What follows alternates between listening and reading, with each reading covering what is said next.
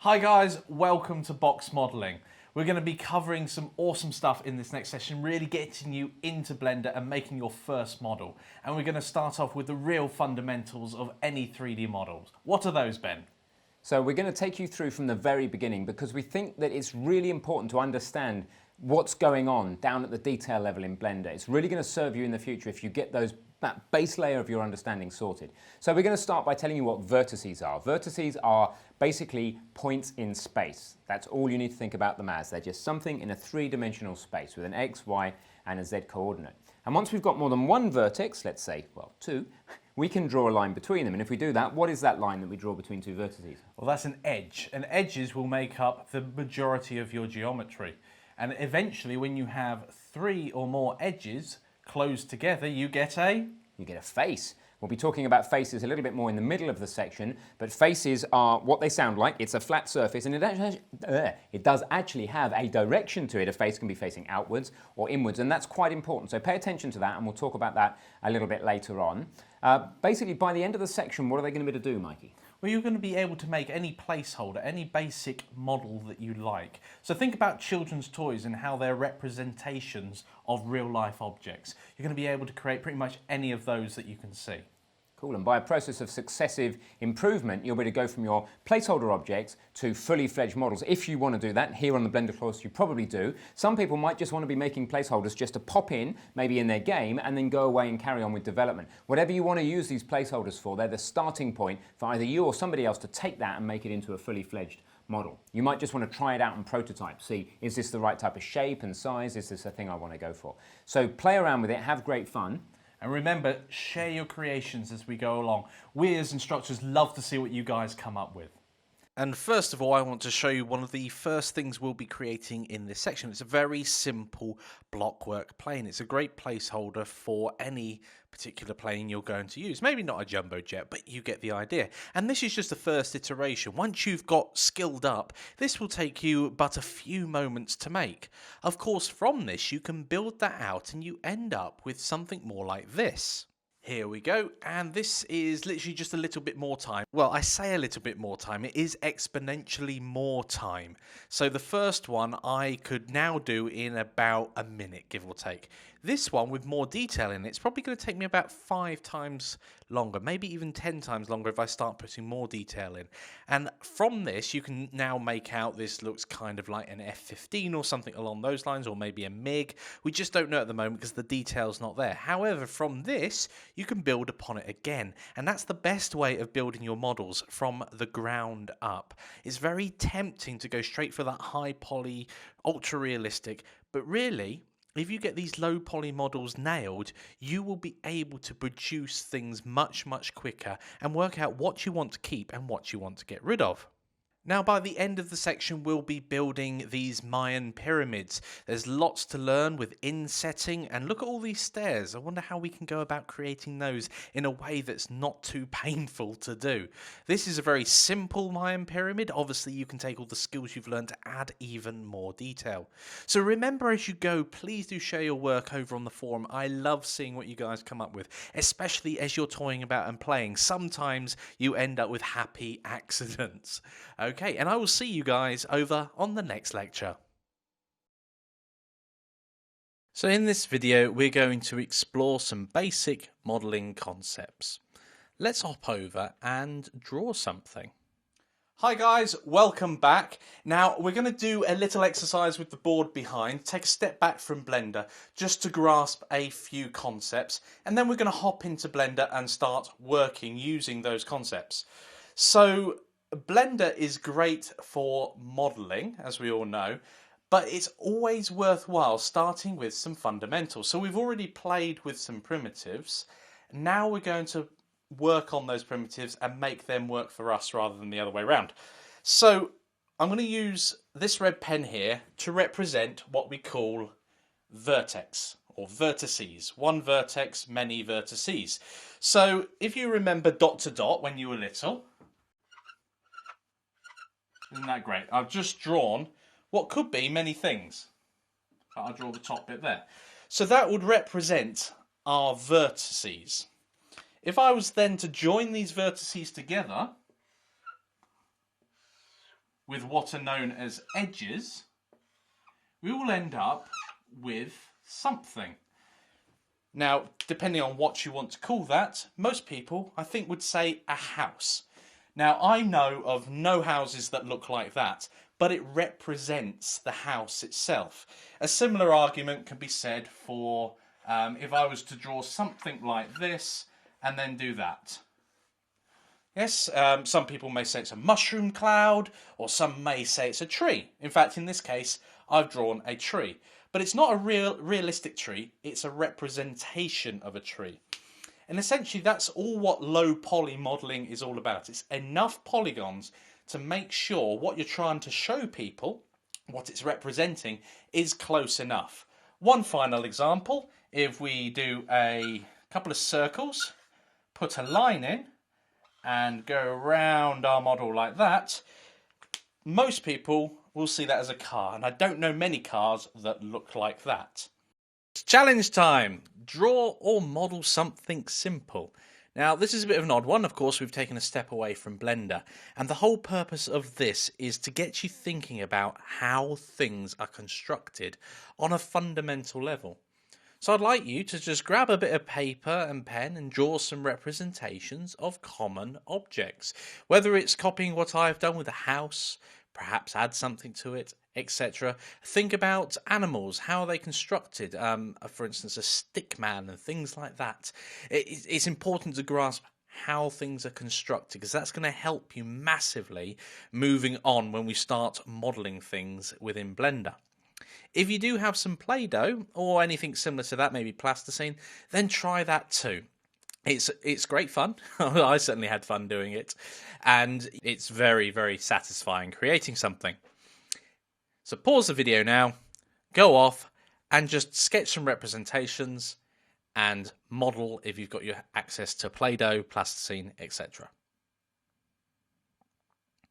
Right, welcome back. Right, let's see what I got up to. Well, I grabbed my whiteboard and I drew some representations. I know what all of those items are just by looking at them, but I didn't look at any reference material. I just used what was in my mind. What do I think these things look like?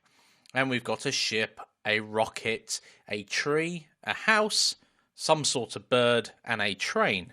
Now, I'm not sure how closely those resemble real-world items. In fact, they're probably far from them. But they're very similar to how kids' toys are constructed.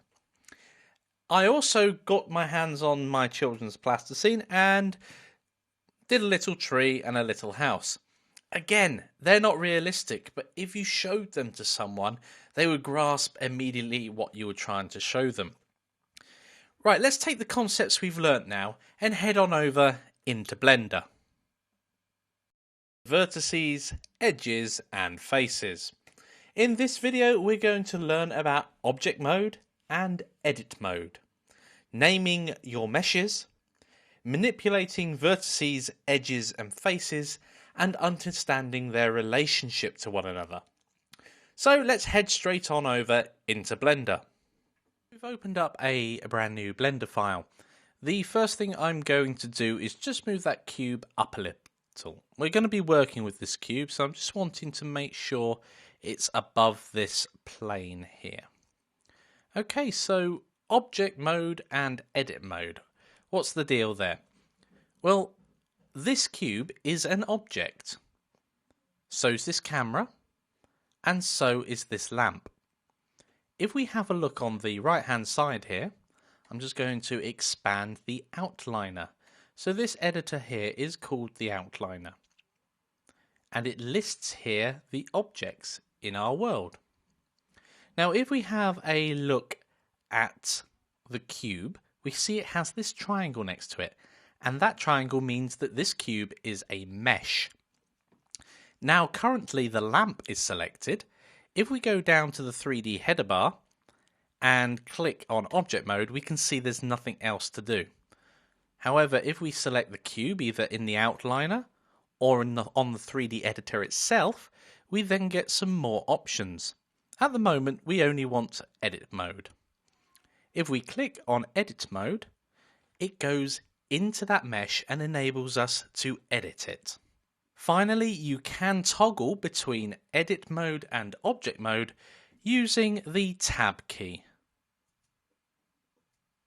With only 3 objects in our world at the moment, it's quite easy to distinguish them from one another. However, as you build more and more complex meshes, you'll want to name them to make sure you can find them again, select them and manipulate them.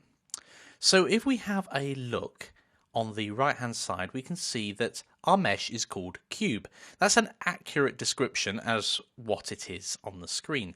You can also see the name of that mesh if I enable the properties pane in the 3D editor or press the N key. Midway down on here, here we go, under the item drop down, as you see it says cube. So you can either change the name here in the outliner or in the properties pane of the 3D editor itself. So if we change that one here to cube 1, we can see it changes in 2 places. I couldn't think of a better name for it. So that's how you name your meshes. Let's go and edit that cube and make it into something else. So I'm just going to do a bit of tidying up because I'm quite lacking space here. Right, let's zoom into this cube so we can have a closer look. So on the 3D header bar, you have 3 buttons next to one another: Vertex Select, Edge Select, and Face Select. Now, when Vertex Select is selected, we're able to select each one of these vertices individually. The same is true when Edge Select is. We can select all the edges, and finally Faces, you've guessed it, you can select faces. Now, the really cool thing about this is if I select a face like this one on top and then click Edge Select, it changes now to selecting all of the edges that made up that face. And similarly, if I now click on Vertex Select, we've now selected all the vertices that make up those edges which make up that face. Now we can start manipulating our model. So how do we do that? Well, over here on the left-hand side, we have some options. Translate, and if we hover over, I'm already doing it, I'm just going to escape out of that. With Translate, if we hover over it, you can see it's got the shortcut G. Rotate has the shortcut R. Scale has the shortcut S, etc. So if you ever want to know what a shortcut key is and it's not apparent straight away, if you hover over any of these buttons, if there is a shortcut, you can see what it is. So now if I press G, I can move all of those vertices up and down. Or indeed, we're moving that face at the same time. It's the same thing. If we press the R key to rotate, we can rotate that face around. At the moment, it's around an arbitrary point in space. And scale with S, we can make the top much, much smaller. Excellent. So we've got some sort of funky pyramid going on there. Now, what happens if we don't want that shape, if we want to actually edit the shape itself? Well, we can start going in and deleting stuff.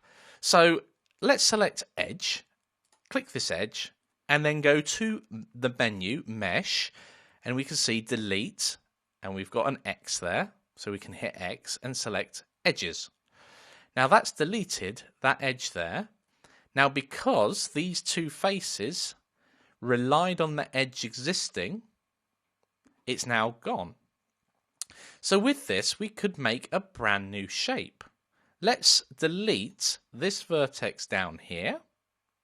I'm going to press X and delete the vertices. Now I'm going to join up this vertex here and this one here by holding down Shift while selecting. I'm going to go to Mesh, Edges, Make Edge or Face, and it's got the shortcut key F. So that has made an edge there. If I now highlight these 2 vertices and press F, it will make an edge there. And if I highlight these 2 and press F, but there's no faces left. Well, we can simply select the third. Remember, a face must exist of at least 3 vertices and 3 edges. And press F. It actually fills that space in with a face. So we'll do it there, and we'll do it here as well. So there we go. We've filled in all of those. Oh, no, we haven't. We've forgotten the bottom. There we go. So we've now got a completely solid and new shape from our cube. It's challenge time. I'd like you to create a wedge. So starting with a cube, create a wedge. Make sure you name your mesh, wedge, and finally, it should look something like that. Variations on the theme are accepted. So pause the video now, go off and try and make your first wedge. Welcome back. How did you get on? Well, in the next lecture, we'll show you the process for making that wedge. Hi guys, welcome back to creating a wedge and the solution to it. So let's hop straight into Blender now and show you what you need to do. Let's go ahead and make that wedge. So I'm going to start by just deleting what we have here. A couple of ways of doing that. I could select everything down here, select all, and that also is deselect, so it toggles selection and deselect with the A key if you want. Alternatively, if you were in object mode, you could have the model already selected and then of course hit the X key to delete, and this little prompt comes up, and then we can click on delete. So I want to add a cube as a starting point because that's the closest thing to our wedge. I'm just going to shift that up just a little so it's above this plane. Now, how do I make a wedge? Well, essentially, I'm going to be slicing that in two, so along this diagonal. So I need to hop into edit mode. I'm going to select this edge here, so I know we need to get rid of that, and hit X and delete edges. These two as well. There we go. And we could have done that by selecting the vertices or the faces or whatever. You could have done it in any number of ways. That's fine. So here we want to create a face. Now a face is essentially going to be at least 3 points. So we could just select all 3 vertices and press F. If we wanted to, we could have edge select turned on and select these 2 edges and press F. And finally, we've got this area here. So we'll want to select the 4 edges or 4 vertices, but these are currently selected, so we'll want to deselect those. Okay, now if we press F, it fills that in. That's a nice wedge, but I do want it a bit more natural, so I want to stretch it out. I want to stretch it out along here. So if we go and select this front edge only, and pull that this way, we get ourselves a much more natural shaped wedge. I'm quite happy with that. How did you guys get on? Welcome to moving, rotating and resizing. In this video we're going to show you how to control your model with more precision. We'll go over Blender's coordinate system, and just a reminder for those who know and for those newcomers to the 3D world, coordinates are always listed in the order X, Y, Z. Always in that order. So if you ever see a series of numbers with commas in between them like that, we are talking about the X coordinate, the Y coordinate, and the Z coordinate. Let's hop over into Blender. So here we are in Blender with our wedge, and I'm now in object mode as well. The first thing I'd just like to do is draw your attention to our 3D manipulator widget with its orange blob in the middle. Now that orange blob is called the origin. Now at some point during the construction of my wedge, the origin has ended up outside of our model, and that, in this case, I don't want that to happen. So I want you to go over to your tools shelf if that has happened to you, and where it says set origin under the tools options, I'd like you to change that and set the geometry to the origin or the origin to geometry. One moves the object, one moves the origin. But essentially you'll end up with your origin back in the middle. Right, so I'd like you to put away your tool shelf for the moment and bring open your properties. Now, I'm just going to scroll up here so we can see our transform options.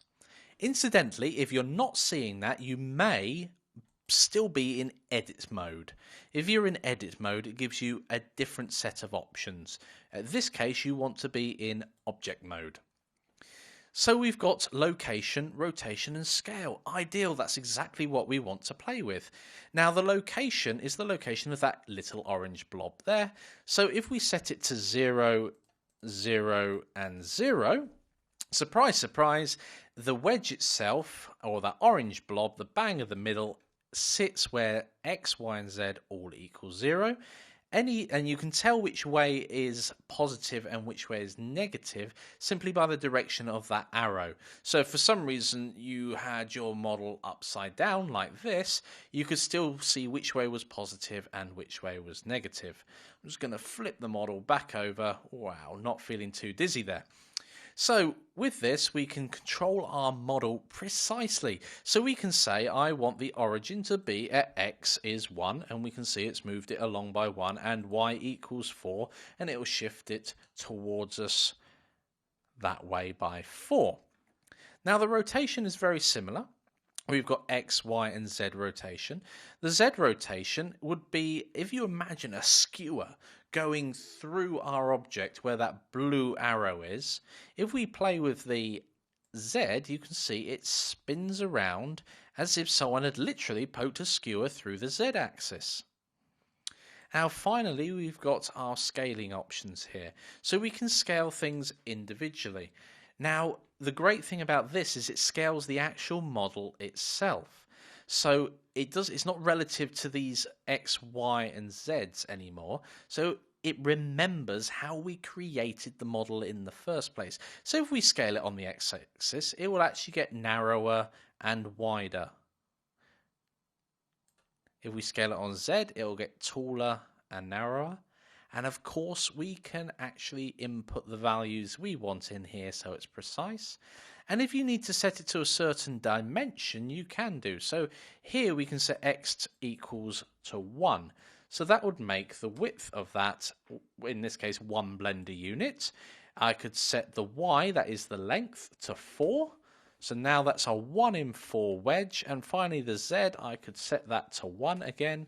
And we end up with a much more sensible sized wedge. Well, that is still a pretty big wedge being a meter tall, but there we go. And that changes the scale accordingly.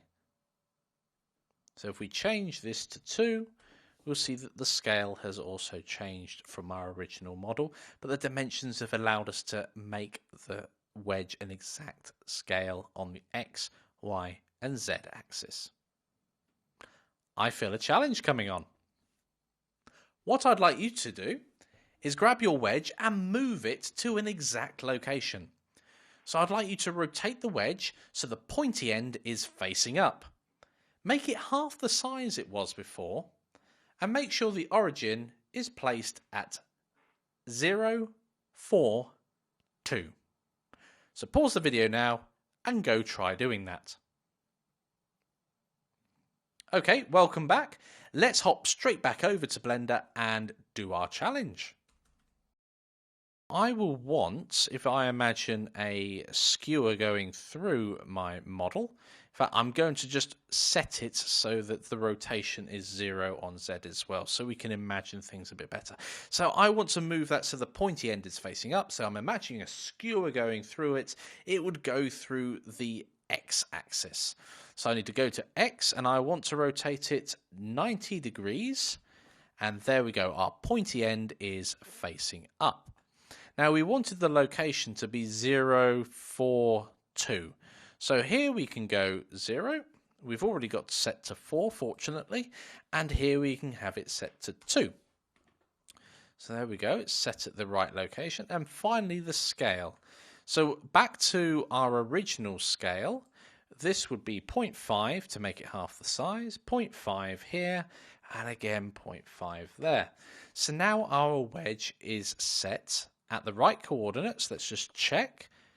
0, 4, 2. Yep, it's half the size it was before in all dimensions. Yep. And finally, rotating the wedge so the pointy end is facing up. There we go. Excellent. So that's exactly positioned where we wanted it. How did you guys get on? I'd like you to post your results in the discussion against this lecture. And I'll see you in the next one. Take care. Welcome to Pivot Points. In this video, we're going to talk about pivot points and origins and how they interact. We will take a closer look at pivot points. There are 5 different types and how they vary when you're modeling. We'll talk about how to change them and go through the shortcut keys for them as well. And things to watch out for when you're modeling. Pivot points are one of those tripping things that if you don't realize you've changed them or that you've set them incorrectly, it can make modeling quite difficult. So let's go explore pivot points now and hop on over into Blender. Okay, so in front of us we have a default Blender file. And I just want to say quickly that this is an insert into the course because there have been several requests for pivot points to be covered a bit earlier on in the course. So that's what we're doing. And in this case, we need to first find out where they are. And if we go down to the 3D header toolbar, we see there is an option for pivots points. And here we have a selection of 5 different pivot points: active element, median point, individual origins, 3D cursor, and bounding box center. Now we will use the 3 objects in our scene as the example for the pivoting. Now, if we go ahead and select the camera, hold down Shift and select the lamp and the cube, we've now got 3 objects selected, and we can confirm that in the hierarchy as well over in the outliner. So the first option is this median point. Now, I say the first option, it's obviously not the one at the top, it's the default one that usually you'll be set to. And if we rotate around, you'll see that the widget, the 3D manipulator widget, is now placed in the middle, or kind of in the middle of these 3 places. And that gives us a clue as to what's going to happen. That does mean if we were to scale or rotate, it would scale around or towards that point. I'm going to hit escape to come out. It may even rotate around that point. Pretty cool. Pretty useful as well if that's what you want to be able to do. Now, let's go to active element. What does that mean? Well, you will notice at this point that now the 3D manipulator widget has actually gone all the way to the cube. If you can't see this 3D manipulator widget, you may want to turn it on in the toolbar. You may have clicked that by accident and turned it off. Now, with this, you probably guessed already, it's going to rotate around the cube itself, around the cube's center. And that's wee all the way around. Lots of fun to be had there. Okay, individual origins can be incredibly useful when you're scaling things by themselves or rotating them. So if we rotate here, you'll see that both the camera and the cube are rotating. The lamp is as well, we just can't see it. And again, scaling will scale around their own origins. Now, what's the origin? It's that little orange or yellow dot in the middle of every object. Now, we'll cover that in much more detail later on. Finally, the 3D cursor. And the reason why I say finally is because we're not really going to go into the bounding box, but I'll show you what it does in a second anyway. The 3D cursor is the crosshairs that you move about all the time. And we can see that because the 3D cursor has been set as the pivot point, the 3D manipulator widget is also moving accordingly. And now we would rotate and scale around that point. So it's incredibly useful for certain tasks, but incredibly frustrating when you're trying to do something and don't realize why Blender is behaving oddly. Now, there are keyboard shortcut keys for all of this, but before we do that, I'm going to do the bounding box. Now, have a look at the bounding box, and now have a look at the median point. Now, the bounding box is simply a box drawn around all of these objects, and then the center of that box is displayed. And that's slightly different because of the shape of the box than the median point will be. So there we go. That takes into account the extra dimension on the cube here that goes out this way. The median point just takes the actual points that these origins exist in 3D space. So let's talk about shortcut keys. So let's start with the 3D cursor because it's the simple one to get to. That's the full stop or period key, and we will see that the pivot point changes. And that is one that gets people. If they're typing in values like scale by 2.3 or something along those lines, if they don't quite have it all engaged properly, it's very easy to hit the full stop, or indeed any key on the keyboard, since Blender's so keyboard heavy, and change the setting you didn't realize you could change.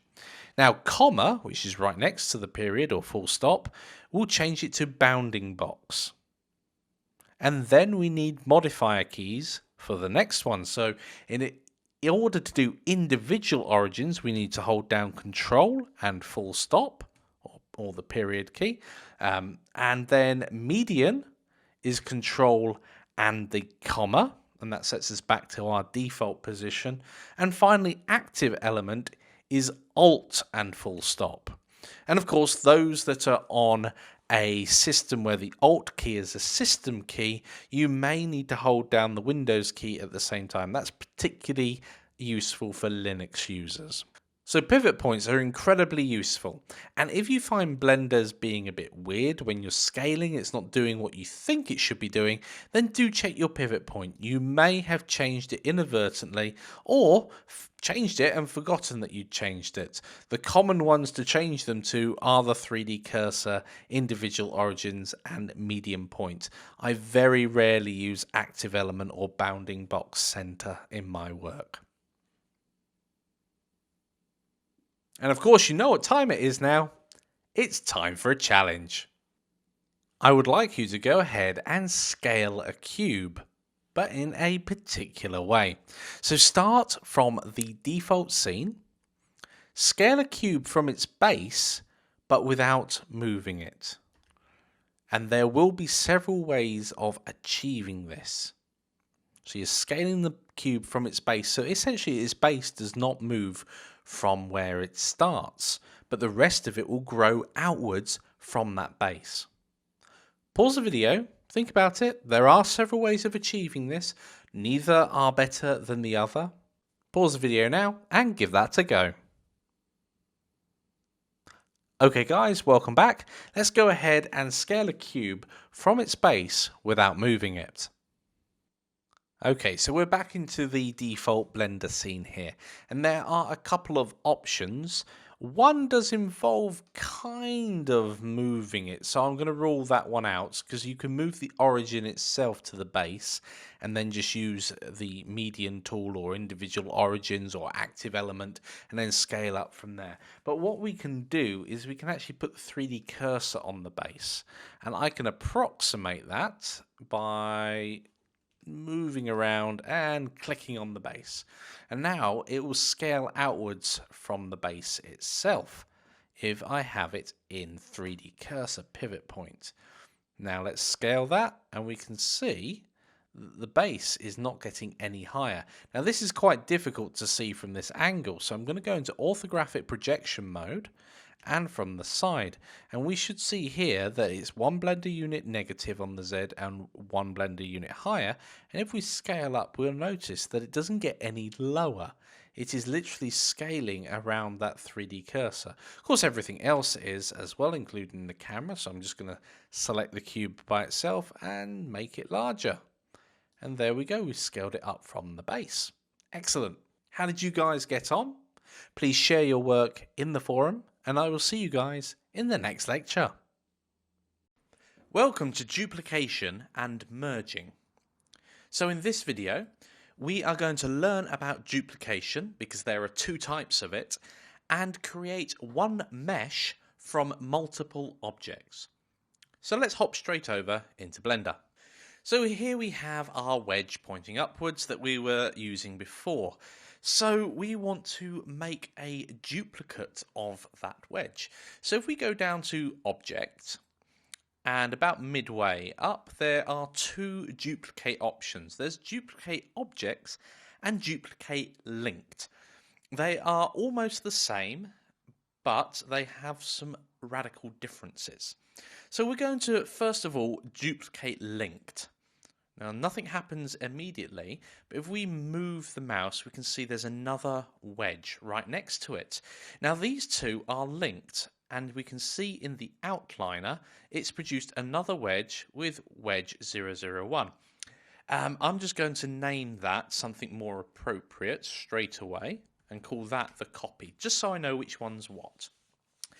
So, because they're linked, they should do similar things to one another.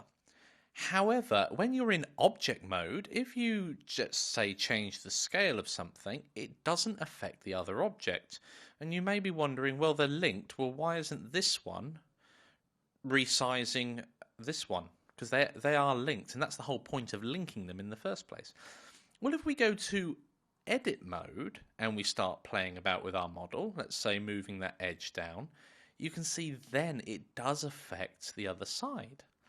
And similarly, if we hop over to this wedge, our original one, and go into edit mode, we can see that that also affects it.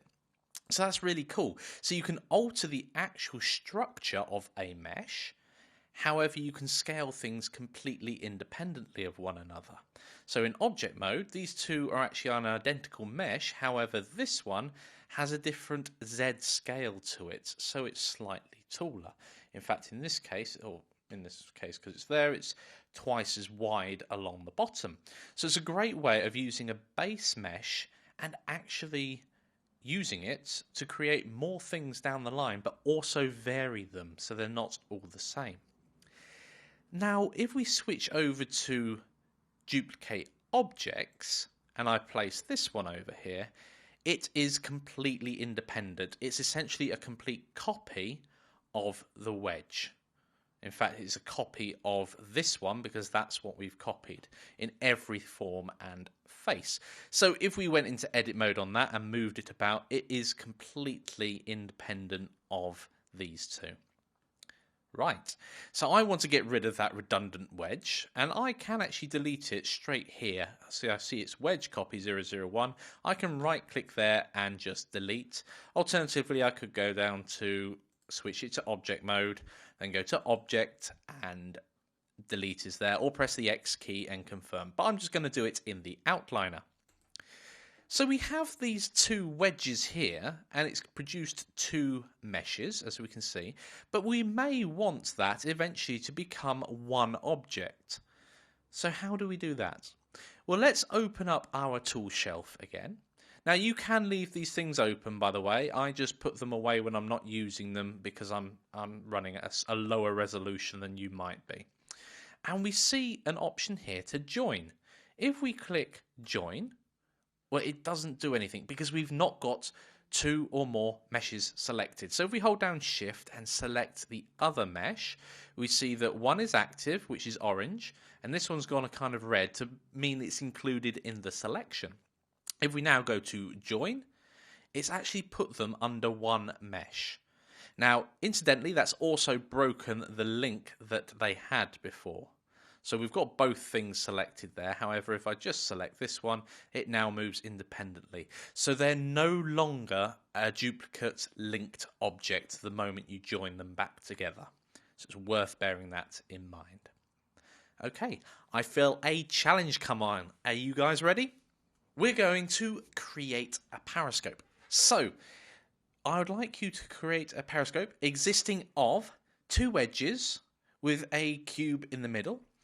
And just to make it a bit more challenging, I'd like the periscope's base to be at 0, 0, 0. And just for reference, this is the type of shape we are looking for, a very basic periscope, or I suppose, looking at it, a 3D parallelogram. So pause the video now, go off and give that a go. Okay, welcome back. Let's hop into Blender and see if we can solve our periscope issue. So I've been playing lots with these wedges. I've been moving them up and down, moving them left and right, and so I've got myself in a bit of a pickle.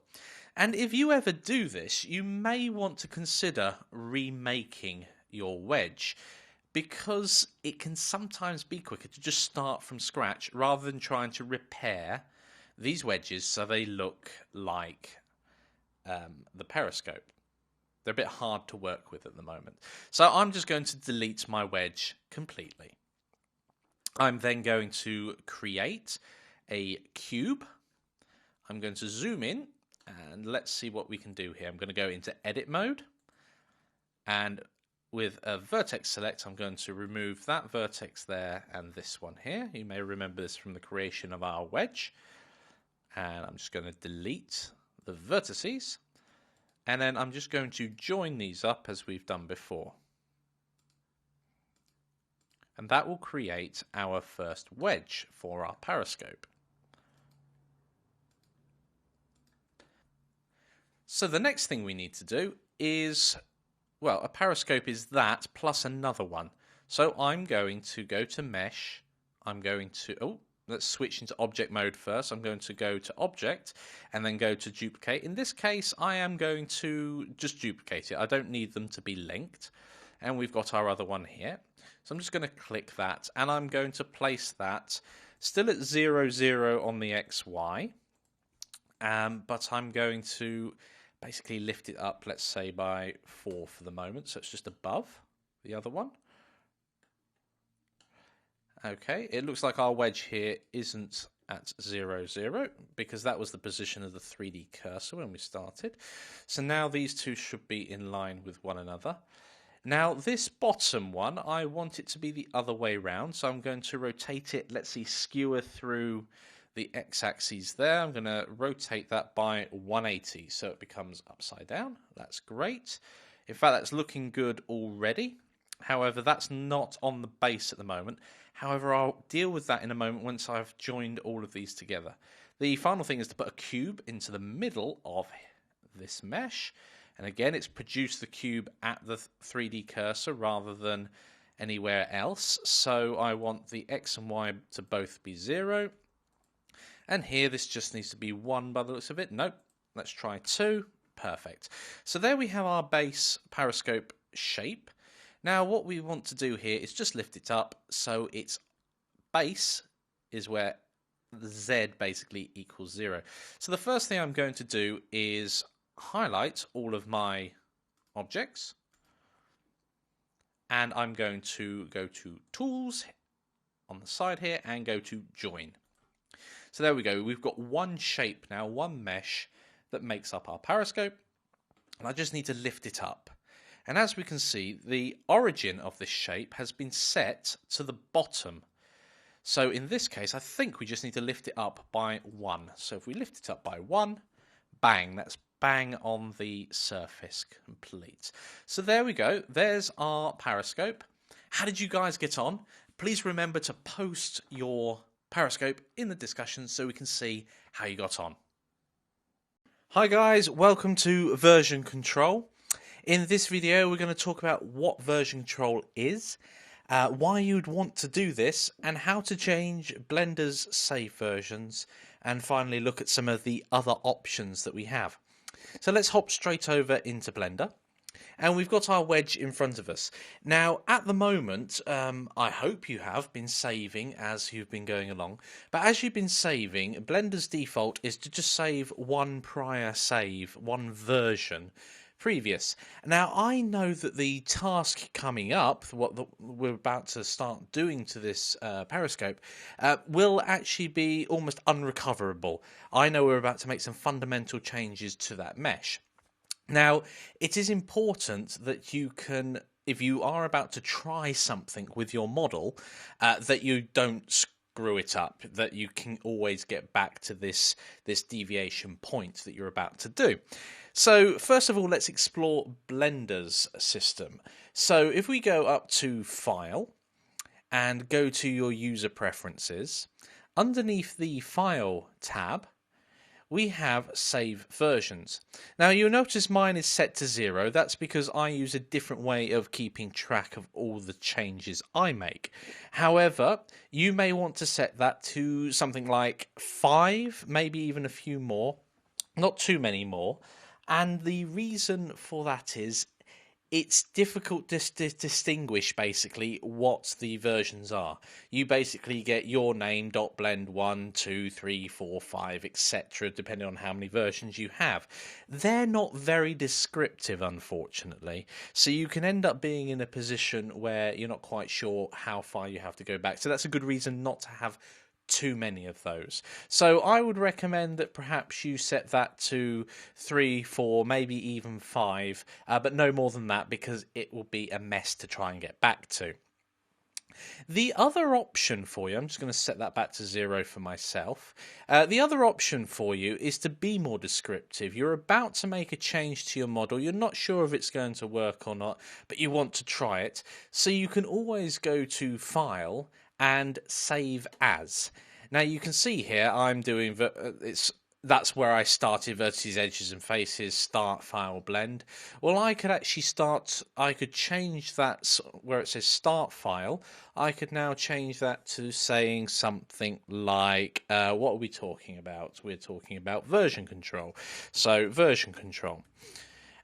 I haven't actually changed anything of my model, but when I click Save as Blender file, I now have a new start point to go on. And if I muck up this periscope, whatever I'm going to do to it next, then at least I can fall back to the previous save point rather than worrying about what's going on or how do I get back to this model.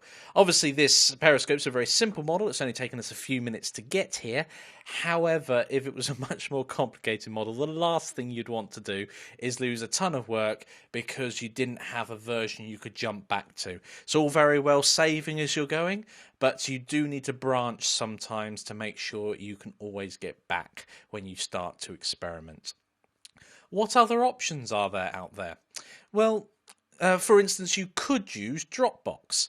I use Dropbox for many things, and the great thing about it is it keeps versions, as long as they've synced, it keeps versions of your files for up to 30 days. So if you're working on a project, you can extend that with their extra packages, but if you're working within a 30-day time frame, you can always go back in time 30 days. After that, those version changes start to be deleted.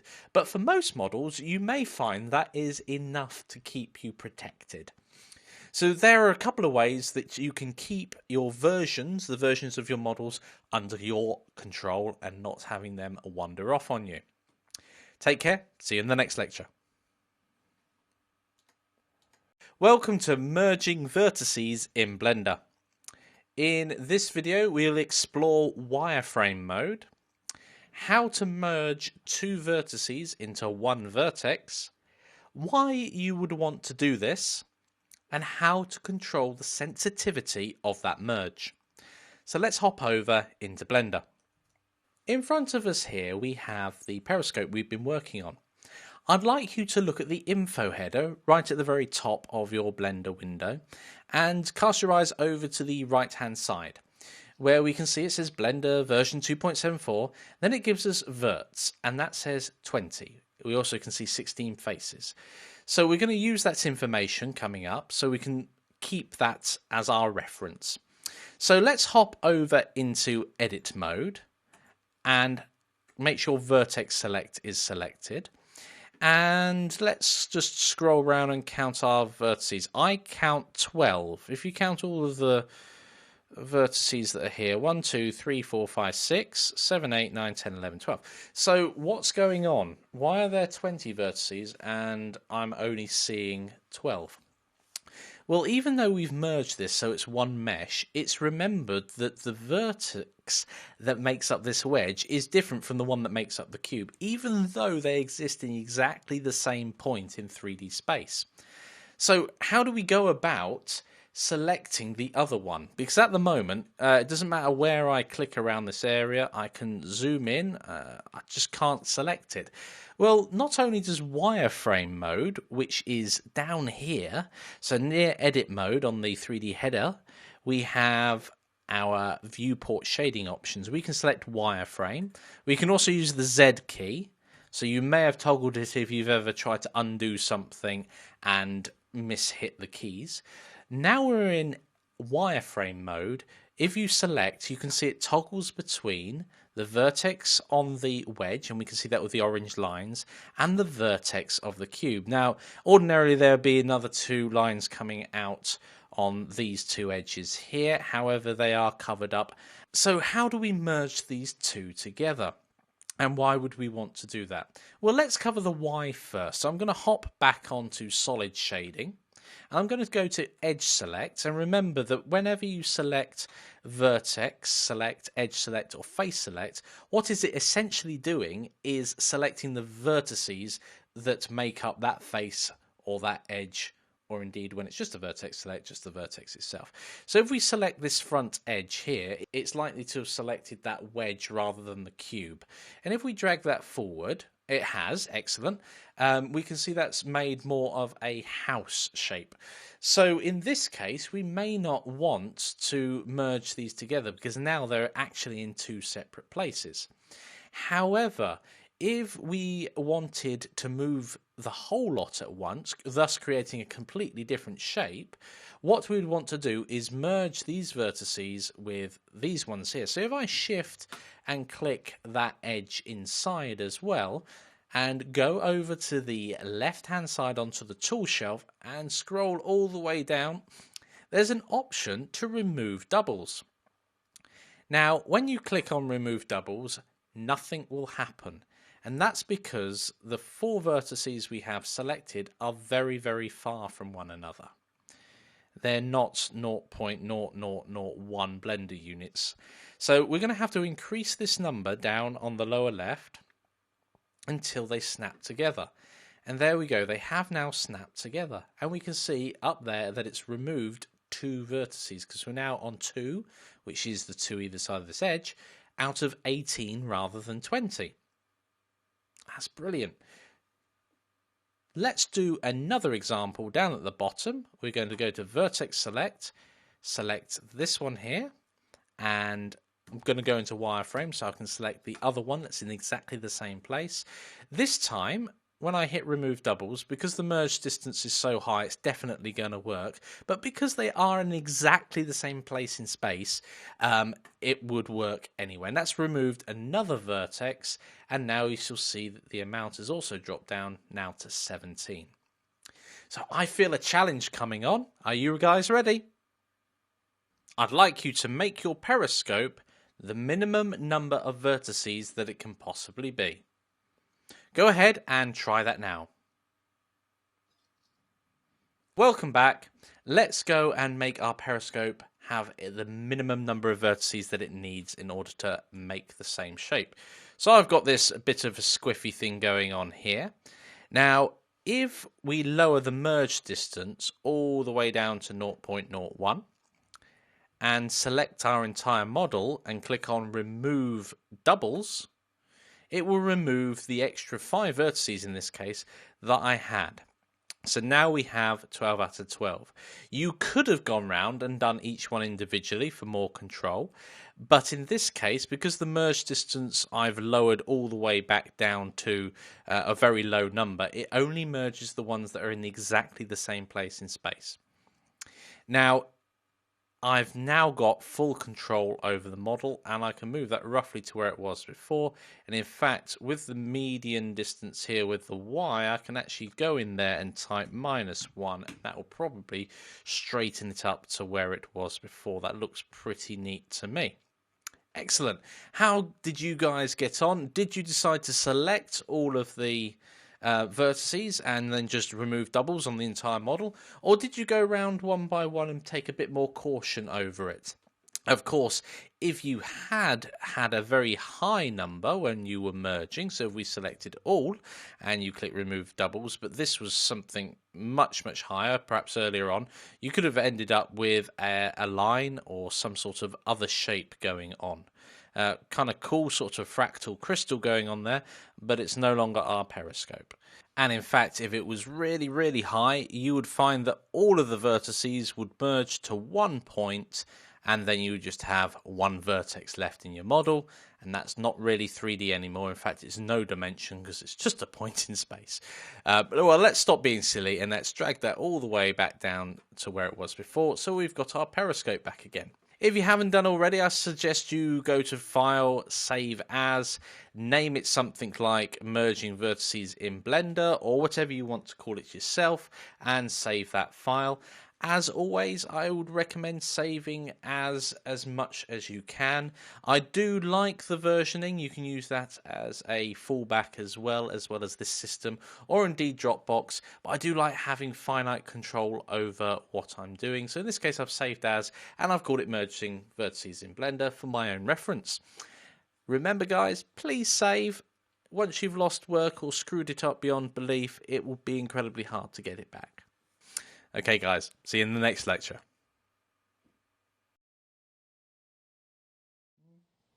Hey guys, welcome to this video. We're going to be talking about normals here. So normal means 90 degrees like this. Think of a capital T. What do normals mean in Blender, Mikey? Well, normals are used to describe lots of things, including the face direction. So if my hand was a face, then that is the normal to it coming out, and this is the other side of the face. So if you look at a complex model with lots of faces on the outside of it, you can think of those like little elements of skin, and the normals should all be sticking outwards, just like the hairs on your skin should all be sticking outwards, we hope. We don't want any ingrowing normals here. No. So that's what you need to remember for now. Get the normals around the right way. Michael will show you in the video how to tell, just in the scene view, whether a normal is around the right way or the wrong way, so that's really important. Why is it important, Mikey, that the normals are outwards? Have you ever played a game where you stick your head through a piece of a wall, or you're exploring the level and suddenly you see through the level? Well, that's something called backface culling. Normals are very important because it tells something that's rendering your model which way to actually render. So normals talk about how light interacts with the surface. Now we'll go into more detail about that later, but it basically means that as a light ray comes in, it has a reference angle to work out how it's going to bounce, or if it doesn't bounce, how brightly it's going to illuminate the surface. Light glancing a surface, the surface is pretty dark. Light hitting the surface square on, that light diffuses, the surface diffuses light very brightly. So then we're going to go into the details of that in your later study of rendering. Backface culling is very common in game engines, in other places. Actually, you'll notice that Blender renders both sides of a face by default. So it doesn't use something called backface culling unless you turn it on. But if you export your model to something like, say, Unity, a popular game engine, and the normals are around the wrong way, the faces that are back to front will just be invisible. So in fact, if you had every normal the wrong way round, for whatever reason, your model would actually be invisible when you imported it into another package. From the outside, and invisible from the inside. Invisible, yes. And then 3D printing is another application where it's important that you have a closed model with all the normals pointing outwards. So there's an introduction to normals. I don't know if they need to know any more, do they? No, not at the moment. In the next lecture, we'll show you how to work out normals in Blender. Fantastics. Welcome to Normals in Blender. In this video, we're going to learn about normals, why they're important, and how to fix them if they've gone wrong. Let's hop over into Blender. So here we have the periscope, which we've reduced to 12 vertices, and we're going to do something a little silly. We're going to push it through itself. So with the edge select tool in edit mode, I'm going to select this top edge and push it through itself at the back here. Now you can see it's gone a bit of a funny colour if we move round now. It's not quite rendering how it was before. Now, when it comes to your normals, they are incredibly important. If we were to export this now to another 3D package, it would not render correctly. So I want to show you now how to show your normals so you can understand A, which way they're pointing, and B, how to correct them. So over in the properties pane, if we scroll down, there are two sections that we're going to focus on. One is called shading, and one is under mesh display normals. So first of all, let's do the mesh display. Now there are several types of normals, but in this case we want face normals. So we're going to click the face icon there, and we're just going to increase the size a little. And that shows us which way our face normals are facing. Now, for rendering purposes, light will come in and it will strike a surface, but if the normal isn't there, if it's facing the other way like these ones are here, you end up with something like this.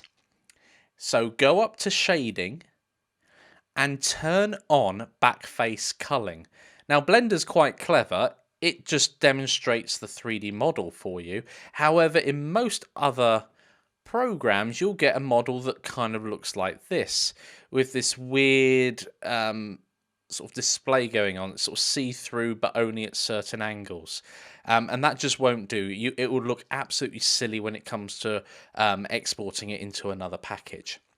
I'm just going to turn on this other one here called ambient occlusion. It just makes it, highlights it just that much more what's going on here. As we twirl round, it just looks, well, it looks a mess, and it is a mess. So how do we go about sorting this out? Well, there are a couple of ways. So in this case, we can pick face select whilst we're in edit mode. We can click the face we're referring to, go to mesh, faces, and flip the normal round. Now that will enable us to, well, now the normal's facing outwards, and we can do the same for all of these faces. So guys, I have a challenge for you. In your assets, you will find a file called normal_mess. I'd like you to open up that file and set all of the normals to face outside. Go pause the video now and give that a go. Welcome back. Let's show you how to fix the normal mess. So if we go and open up normal mess. So here we have the normal mess, and it looks like we've got some patches. It's almost like a Rubik's Cube going on here. And these patches have the normals faced the wrong way. So we can just check that by opening up the properties pane, going to shading and turning on backface culling, and whoa, we've got some holes in our mesh and it looks horrible. So as we can see, this is how it would import into another package, and that's not what we want. So let's hop into edit mode and see if we can solve this. So let's select the object first, hop into edit mode, and there we go. We can see, oh, naughty, naughty. I left all of these faces selected. I better go edit that for you guys, so you don't have so much of an easy job. And so we could go along and we could select the faces, going into mesh and going flip normals to put them right. And of course you can hold down shift as you go through these and go faces, flip normals. The other thing you can do is you can select everything. So we can go down to select and go select all. If it doesn't do it the first time, it will deselect if anything else is selected. And then we can go to mesh, and along here, if I put my glasses back on, there we go. So normals, here we go, recalculate outside. That's the one we wanted, and that will flip them all so they're facing outwards out of the model. And finally, we can just check that with one other check, and if we scroll down here, we can turn face normals on and just extend the size, and we can see they're all now facing outwards. How did you guys get on? I hope it was good. See you in the next lecture. Welcome to Extruding in Blender. In this video, we'll go over what extruding is, how you can go about planning your model, and how it applies differently to faces, edges, and vertices. So let's hop over into a new Blender file. So whenever we're extruding, we're going to want to be in edit mode. And extruding is taking either an edge, a face, or a vertex and creating new geometry from it. So let's start with a face. So go on to face select and select one of the faces. Now we've already experienced what happens when you scale it, so we could grab this whole cube and scale it up or scale it so it's tooled in the Z-axis. But in this case, what we can do is go down to mesh and go to extrude. And we've got region, and we can see it's got the shortcut key E. And when you do that, it creates a new face joined with some other faces. I haven't made that exactly a cube, although it's probably not far from it. And then if we click this face here, we can press E or go to Mesh and Extrude, and we can extrude out this way. So you can very quickly build up a model of whatever you like by just extruding. And there we go, we've got some funky block work going on, perhaps a 3D Tetris piece. So, how does it affect with edges? So we've seen that when you extrude a face, it creates a 3D object of sorts. Now, if we go and select an edge, and let's say we want to extrude this edge, you'll notice it just generates a single face. And we can lock it using a modifier key, like the Y key in this case, in order to lock it into a certain place. And there we go, we've got something that can't exist in real life because it's just a single face. It's got no thickness, but it's great for building up our model because then we can then click on this face. So we go to face select and click on that face and then extrude upwards. You see that it's exactly the same height as that, but in a new position. And we can see by the strange colouring that's going on that that is in fact got its normals around the wrong way. So it definitely can't exist in real life. So in that case, I can select all the faces, but in this case, I'm going to select the entire model. So I'm going to go to select, deselect everything first, and then select and select everything, and then just go to mesh, normals, and recalculate to the outside, or press Control and N. And that sorted out the normals on there. How about the vertex? Right, with a vertices, and when you're extruding using the vertices, it's locked to the angle at which you're currently viewing. Now, to make that abundantly clear, we're currently looking down at this kind of 45-degree angle onto our model.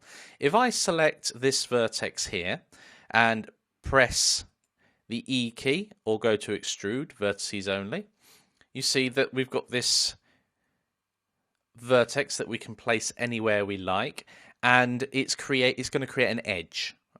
And we can carry on doing that to our heart's content. Here, here, here. And you can make anything you like. And of course, at some point, you'll want to close your geometry. At the moment, this is all loose. It's not, even though all of these are connected to one another, it doesn't make anything other than a series of edges.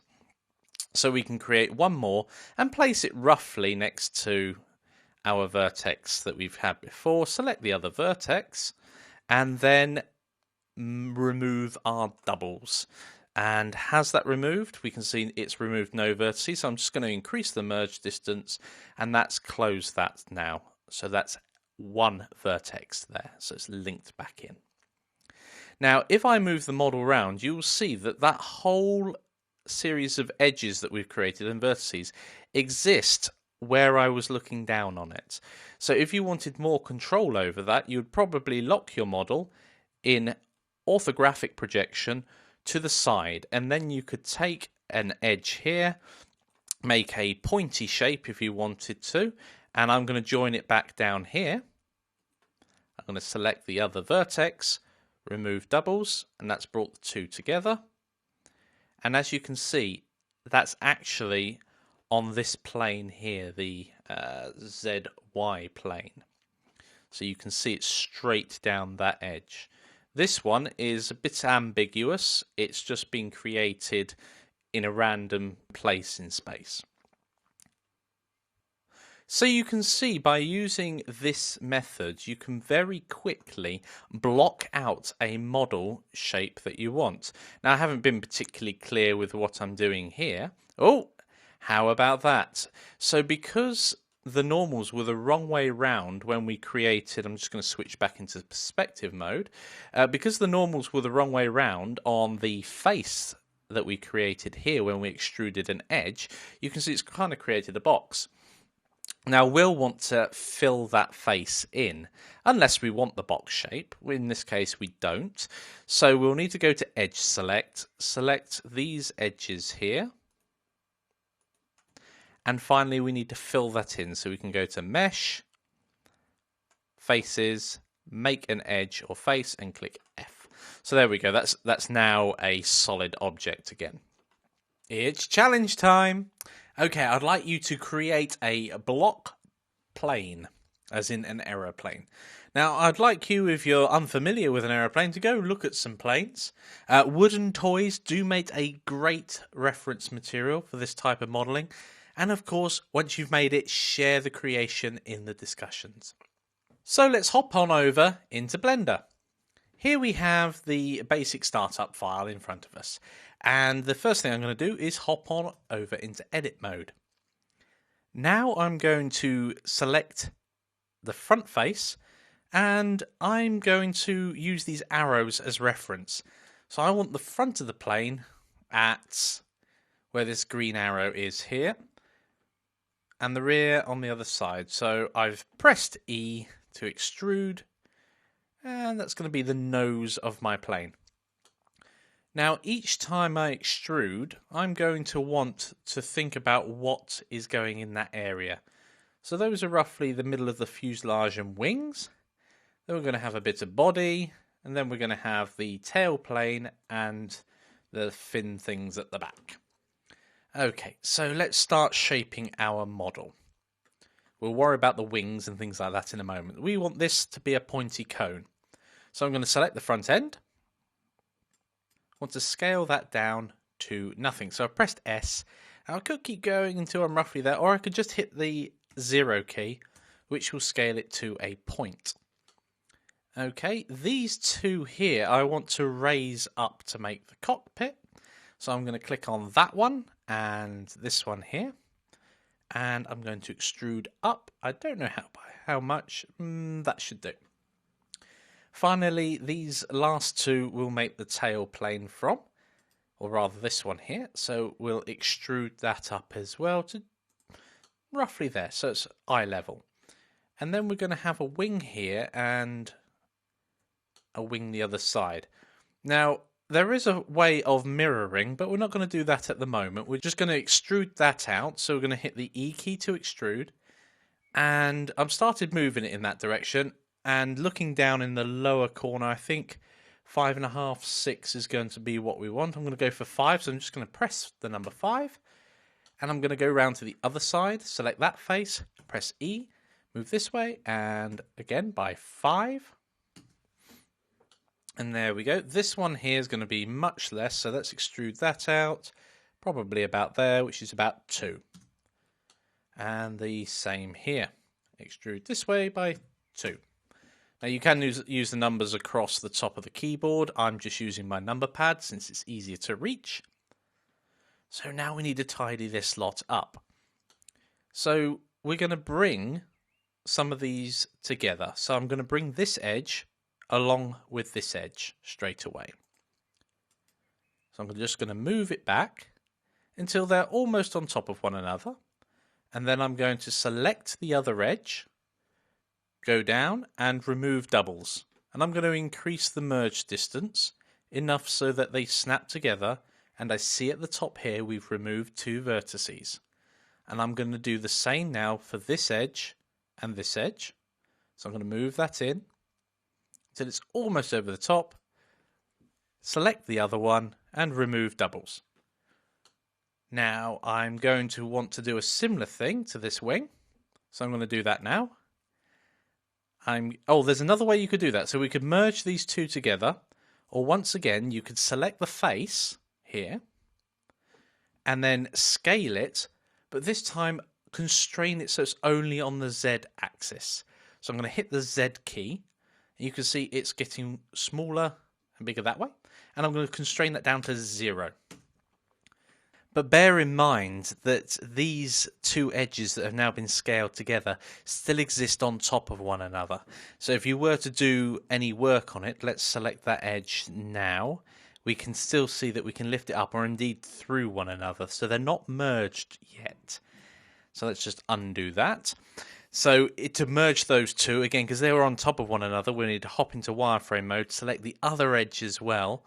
Scroll down here, remove doubles, and we can see we've removed 2 vertices which make up the edge there. So we've only got 2 left.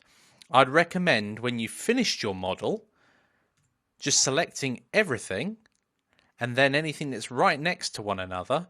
If we click remove doubles, the merge distance is low. We can already see we've created a duplicate 8 vertices there.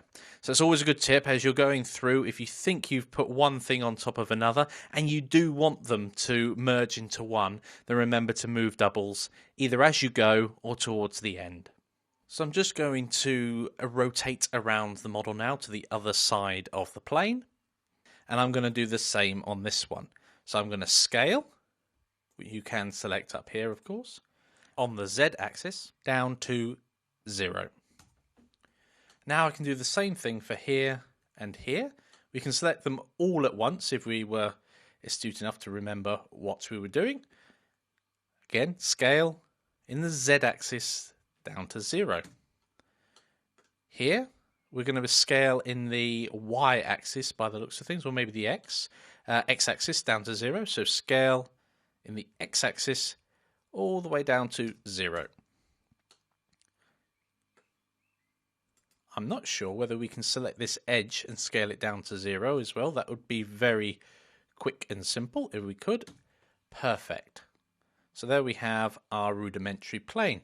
Now you can go around and tidy some of this up, but that's pretty much the workflow for doing block modeling. How did you guys get on? What did you come up with? You can spend a lot more time adding a lot of detail to this model. I'd love to see what you came up with. See you in the next lecture. Welcome to Insetting in Blender. In this video, we're going to learn how to use a very powerful tool, the Inset tool, and also understanding how the Outset option works. So let's hop over into Blender. This is the default view, as always, and let's just zoom in to our cube, hop on over into Edit mode, and we're going to select a face. So the Inset tool works best when you select a face, and you can find it under Mesh, Faces, and then Inset Faces. And you can see it's got the shortcut key I.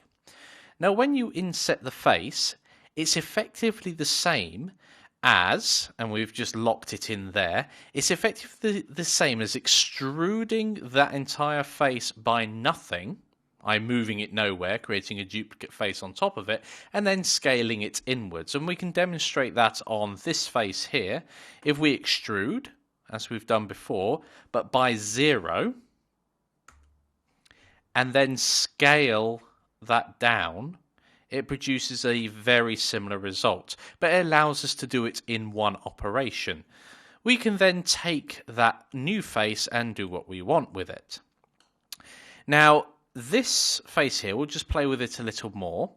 If we go and inset, and we just move it a little and left click, on the left hand side we see this area here which allows us to alter what we're doing. So we've got inset faces, and we see we've got the boundary, offset, even, etc, etc. And now down here we have some finer control. So thickness refers to how far this inset has gone, and as we can see, if we adjust that, it moves up and down. And in this case, this number is relative to the actual face itself. So in this case, 1 is insetting all the way.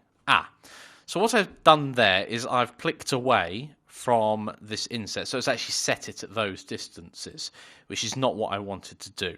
So I'm going to undo what we've just done. I'm going to go and inset again and left click just the once. So down here we've got our thickness. If we set that to 1, it will inset right to the middle. If we inset it to 0.5, then it will inset halfway. That's how that is working there. The depth is slightly different. Now the depth allows you to push into your model or pull out of your model. So you can do what we've just done to the top in one movement from here, and very precisely. Now outset is a bit different. Outset keeps the new geometry in the same place. Now, it looks a bit weird now we've ticked the outset button. So let's go back and play with these numbers so we can see what happens.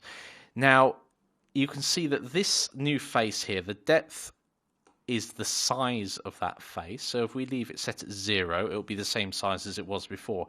But the thickness is pushing the rest of the geometry away from that face. So this is what it looked like. And as we push, we're pushing the rest of the geometry and it's squashing away. And there will be certain times where that will be of great benefit to us. So just remember that outset, you can toggle it on and off here and it will remember your previous one. So if you go to inset again and outset is actually turned on, ticked on the left hand side there in the operator panel, then you may find yourself having difficulties thinking it's insetting and it's going to be outsetting. You can also use the O key as well to get out of outset mode. So armed with that knowledge, I have a challenge for you guys. Create a Mayan pyramid. So using the inset tool, I'd like you to create a Mayan pyramid. Make it at least 6 steps high.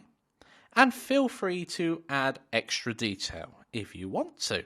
So just for reference, that's the sort of pyramid I'm talking about. One that's basically a series of steps up to the very top. And just so you know exactly what we're looking for at this point in time, is just the basic shape of a Mayan pyramid. So something that looks something like this. Now, of course, if you feel confident enough to go ahead and produce something like this, then please go ahead and, really give it a go and see what you're capable of. But this is the stage that I'll be taking it through in this challenge solution, and then we'll go and add on the rest of the details in the following lectures. So pause the video now and give that a go. Okay, welcome back. Let's go through the Mayan Pyramid Challenge. So I'm going to hop back over into Blender. And I'm going to get rid of what we've got on the screen because it's not going to be a good starting point. In this case, I'm just going to start a new file. So I'm going to want to start with the base. So I'm simply going to scale this cube. Whilst we're still in object mode, that's fine. And I only want it on the XY, so I'm going to exclude the Z axis with Shift Z. And I'm going to pull that out, and I'm going to lock it to a size of 10. So that's 10 times bigger in the XY plane and nothing in the Z. Okay, so now we can hop on over into edit mode. And I'm going to go to face select. Now another way, as you can see here, that you can do this is Control and Tab. Gives you a pop-up wherever you are in the 3D editor to select what you want to do. So in this case, face, and I'm going to select this top face. Now I'm going to inset it by pressing the I key. Now remembering that this is the number that it's going in by is proportional to the actual size of the face. So I want each step to be 1, and I've gone out by 10, so I need 10% or 0.1. So I'm just going to type in 0.1, and we can see along the bottom that the thickness is set to 0.1. And I'm just going to press enter at that point. And there we go, we've inset. And now we can extrude that face upwards. So I'm going to press the E key to extrude. It already seems to be locked in the Z axis, and I can press 1 and press enter. So there we go. There's our first step, and we're going to have to repeat that a couple of times to get our steps in place. So I'm going to do that now. So I'm going to go insert by 0.1, extrude, and we can see the blue Z axis is highlighted, so I can just hit 1. I, 0.1, E, 1. So this is quite a quick way of getting our pyramid shape built up by just using the keyboard. I'm not even touching the mouse at the moment. Of course, you could go through and... Oh, I've gone out of sync there. You could go through and use the normal commands with all the buttons on the side if you wanted to. I do like using keyboard shorts where possible because it tends to be... or they tend to be very powerful, and I have gone into automation mode now, so I have no idea if I've done 7 or it has to be at least 7, I think I said. So there we go. So we've got the final box on top. So there's a nice Mayan pyramid there. And I'm actually going to move this bottom face also up by 1. So I'm just going to grab it and move it up. But I wanted to be a bit more precise, so grab by 1, and we can see it's traveling by 1 in the lower left. And press the Z key to make sure it's going in the Z axis, and I'm going to press enter.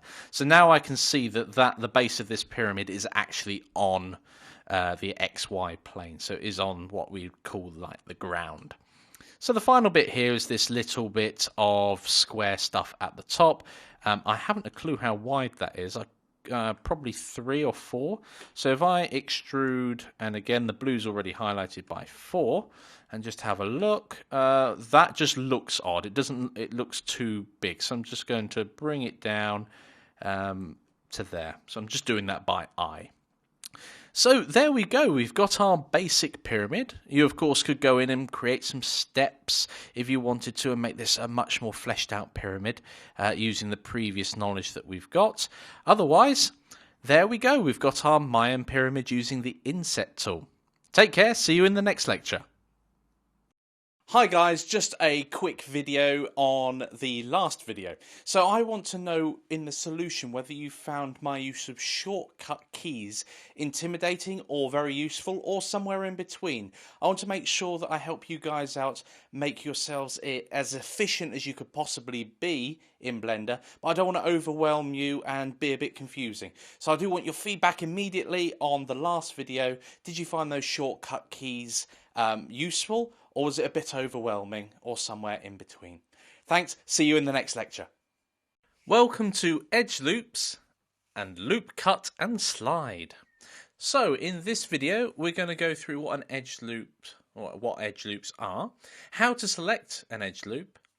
Then we're going to move on to the power of a loop cut and show you how to control its slide function, the loop cut and slide.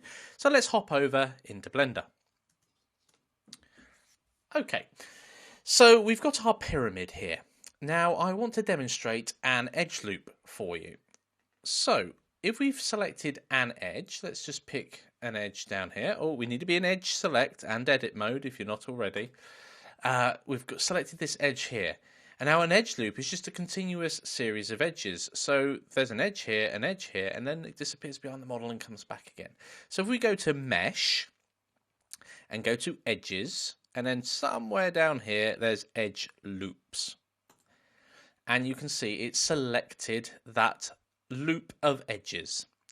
Now, the shortcut, the keyboard shortcut for that is Alt. So if you're holding down Alt when you click an edge, like so, you will select the edge loop. Now, in this case, all of these go round in a loop. However, if we were to select this edge here, whilst holding it down, you can see it terminates at the top, and it in fact terminates at the bottom. And the reason for that is because these other two edges have come in and created what's known as a pole, where 3 or more edges join together. There is another exception where you've got a quad, where if there was a 4th line coming in, it would probably continue this edge loop all the way around our model. And the same happens with these top edges. If you try holding down Alt and clicking, you will find that they also don't go anywhere. So that is an edge loop, and we can use that to select our edge loop when we need to modify it. So let's try using a loop cut. Now the great thing about this is that you can literally cut up your geometry and create more. So if we hop over into face mode, you can see that there are only 4 faces around the top of this pyramid. And if we hold down the shortcut keys Control and R at the same time, we end up with this pink thing appearing on the screen. This is how our model is going to be cut up. Now, the way that it's deciding where to cut, as you can see, if I go towards this top edge here on the pyramid, it cuts around our model, and the same over here. If we come towards this edge, it cuts around our model, and that would happen on all of them. Now, by default, this is a proportional cut, and by that I mean 0 is in the middle. So let's just left click once, and we can see towards the lower left it says edge slide. So this is the slide part of our cut. It goes from 1 all the way across to -1. So it's a proportional cut, and 0 being bang in the middle. So because I've moved it, which you're going to do all the time, I'm just going to press 0 before I finalize that cut. Now if we hop back over into face mode, we can see it's divided those faces up. Right, so I've just opened up a brand new Blender file just to show you something with the loop, cut and slide that I don't want to show you on the pyramid because it's a bit too complicated, or complex, sorry, to show you on that geometry. However, a nice simple cube, it's brilliant on. So I'm going to hop into edit mode really quick, make sure edge select is on, and I'm just going to make this shape here a bit more like the pyramid that we've been working on. And I only really care about this front face. So when you're doing a loop, cut and slide when the faces aren't already parallel at the top of this square, let's go and put a loop cut in now. So Control and R and then left click, and it enables this slide. And as I mentioned before, it is a proportional slide, and you can see it goes as more and more at an angle as it goes towards the left or the right. Now in the middle, it's 0, and on the left it's -1, and on the right it's 1, and we can see that edge slide in the lower left hand side. It's going all the way, as I say, down to -1 and up to 1. In this case I want to put it bang in the middle, so I'm going to hit the 0 key and just press enter, and that fixes it in that location. Now one of the great things when you're cutting up any model with the loop cut is you can actually place geometry on top of one another. So if I go and create another loop cut now with Control and R, and we can just see it there. If I move it across and bang it straight up against the previous cut, and then select, or actually apply that change, there's extra geometry on top of one another at the moment. Now I can use the 3D manipulator now just to pull that out. And we can see, if I switch on face mode, that there are 3 separate faces. So it's great being able to put geometry on top of itself without worrying about it too much. Now remember, if you've done this, the model can become very messy. So make sure you do it with intent and do something with it immediately rather than just leaving it. Otherwise it's going to cause you confusion later on. One final thing to mention, if you're doing this type of thing and you've got proportional editing turned on, so the shortcut for that is O, so you might have hit O by accident, or indeed enabled it down here. Now one of the things you will notice when proportional editing is turned on is if I do the same thing again and put one on top of the other and then try and move it, there's no extra geometry created, and you also get this circle on the screen, so that's a good clue that you're in proportional editing mode when you start moving things. We'll go through that actual tool later on, but just to make you aware at the moment, it's almost the same as if you've had merging your vertices turned on when doing that thing there. So make sure you've not got proportional editing turned on if you're doing this type of action, and you're going to need that in the challenge coming up. It's challenge time!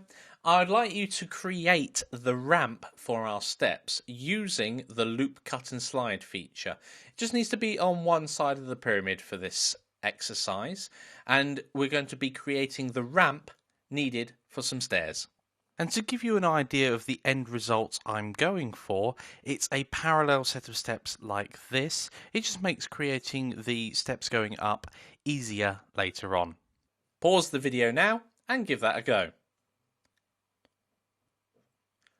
Welcome back. How did you guys get on? Now before we hop over into Blender, what I need to make sure is that you're not skipping ahead. I really must impress the importance of trying out these challenges yourself, and if you're not able to do it, put the onus back on me, your instructor, your tutor. If you're having difficulties, if something wasn't clear enough for you to be able to do this challenge, then I need to modify these videos to make sure it is very clear for you.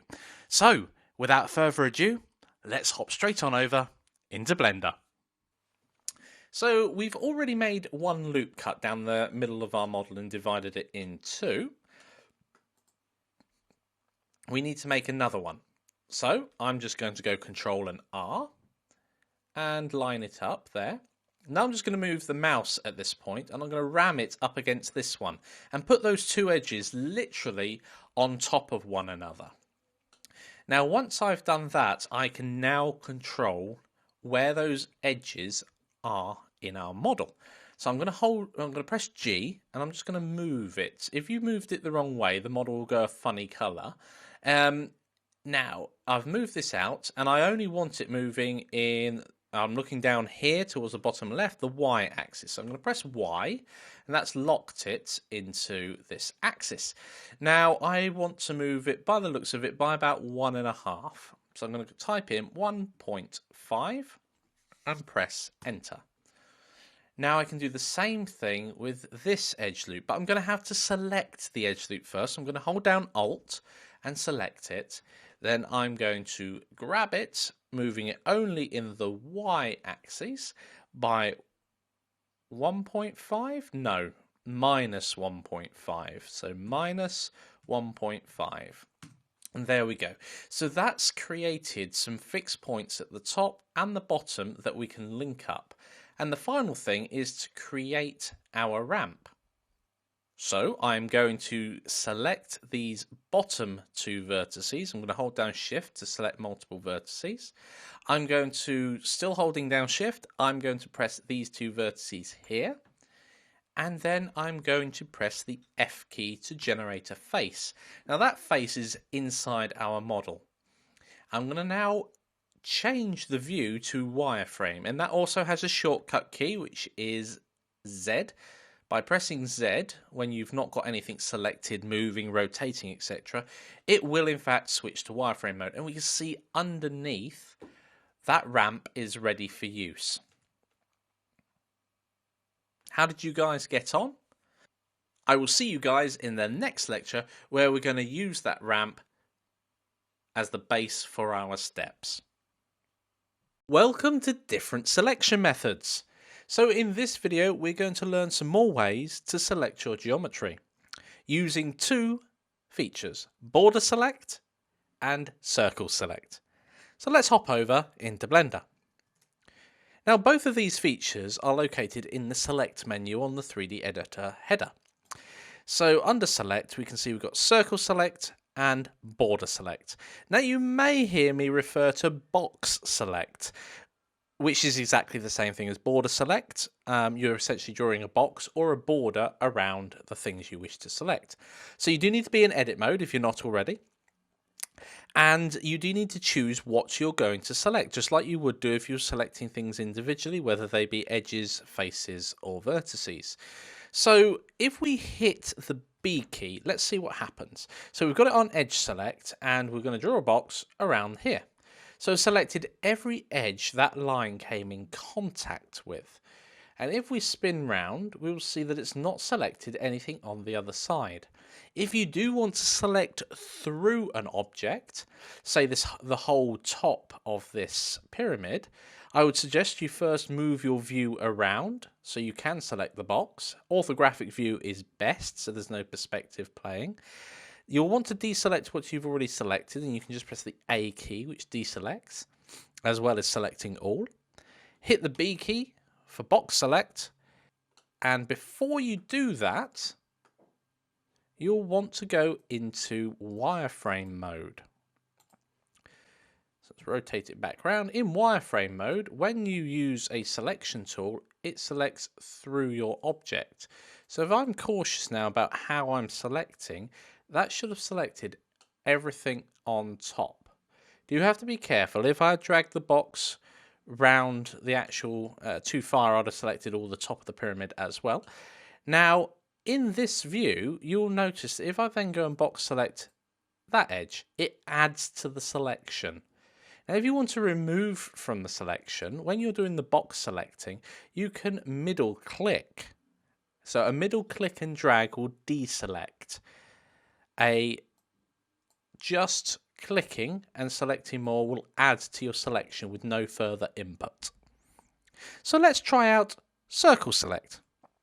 Well, Circle Select produces a circle, and you can change the size of that circle with your scroll wheel. So obviously if it's this big and we've got it on Edge Select, as we go over, I'm clicking now, you can see that I'm selecting loads of edges as we go, and as soon as, and we see this one here, as soon as all 4 edges of a face, or however many edges the face has, have been selected, the face highlights as well. So if I select that edge there, it adds to it. And again, middle clicking will deselect as you go. So you can deselect and select using both of these selection tools. Very powerful stuff, especially since we can change the size of this circle.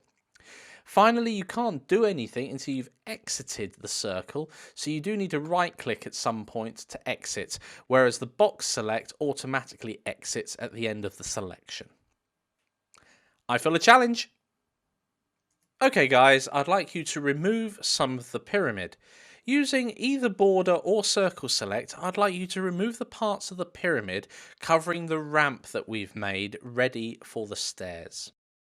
So a quick look here at the pyramid, how it is at the moment, and then using the various selection methods, we need to get to something that looks a bit more like this. So here we go, this is what we're aiming for with those faces removed so we can see the ramp underneath. Now there are various ways you're going to be able to accomplish this. You could do it one at a time, but I do suggest that you use one of the quick selection methods so you can highlight the lot and work on it. So go and pause the video now and give that a go. Welcome back. Let's go and remove those parts of the pyramid.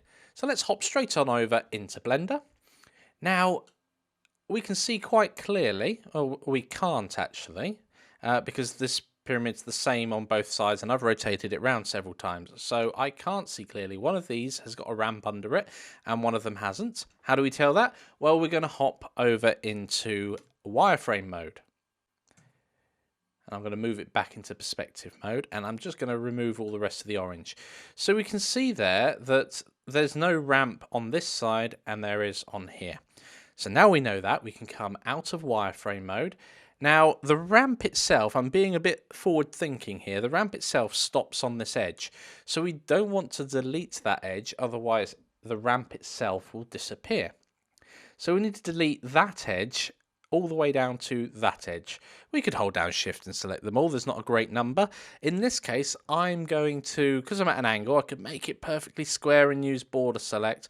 But because I'm at an angle, I'm going to hit C for circle select. It doesn't have to be terribly big because I'm just drawing straight up here all the way to there. Finally, I can either go through mesh delete, but I'm just going to hit the X key. So we've got the circle selected. Remember to right click out of it. Okay, X, and we're going to delete the edges. Nothing else, just the edges. And there we go, we can see our ramp underneath. Brilliant. How did you guys get on? Remember to save your pyramid if you haven't done already. And, oh, I've just had a thought. Or certainly I haven't, named my cube. Well, it's not a cube. Oh dear. So let's change that now so it says pyramid. Tut tut, if any of you have already named your mesh pyramid, congratulations, you beat the teacher to doing it. Make sure you do name your meshes, otherwise later on when you have something more complex, it's going to be a pain to find anything. See you guys in the next lecture. Hi guys, welcome to the snapping tool. In this video, we're going to learn another way for you guys to constrain your movement. We're going to be using the snapping tool to do that.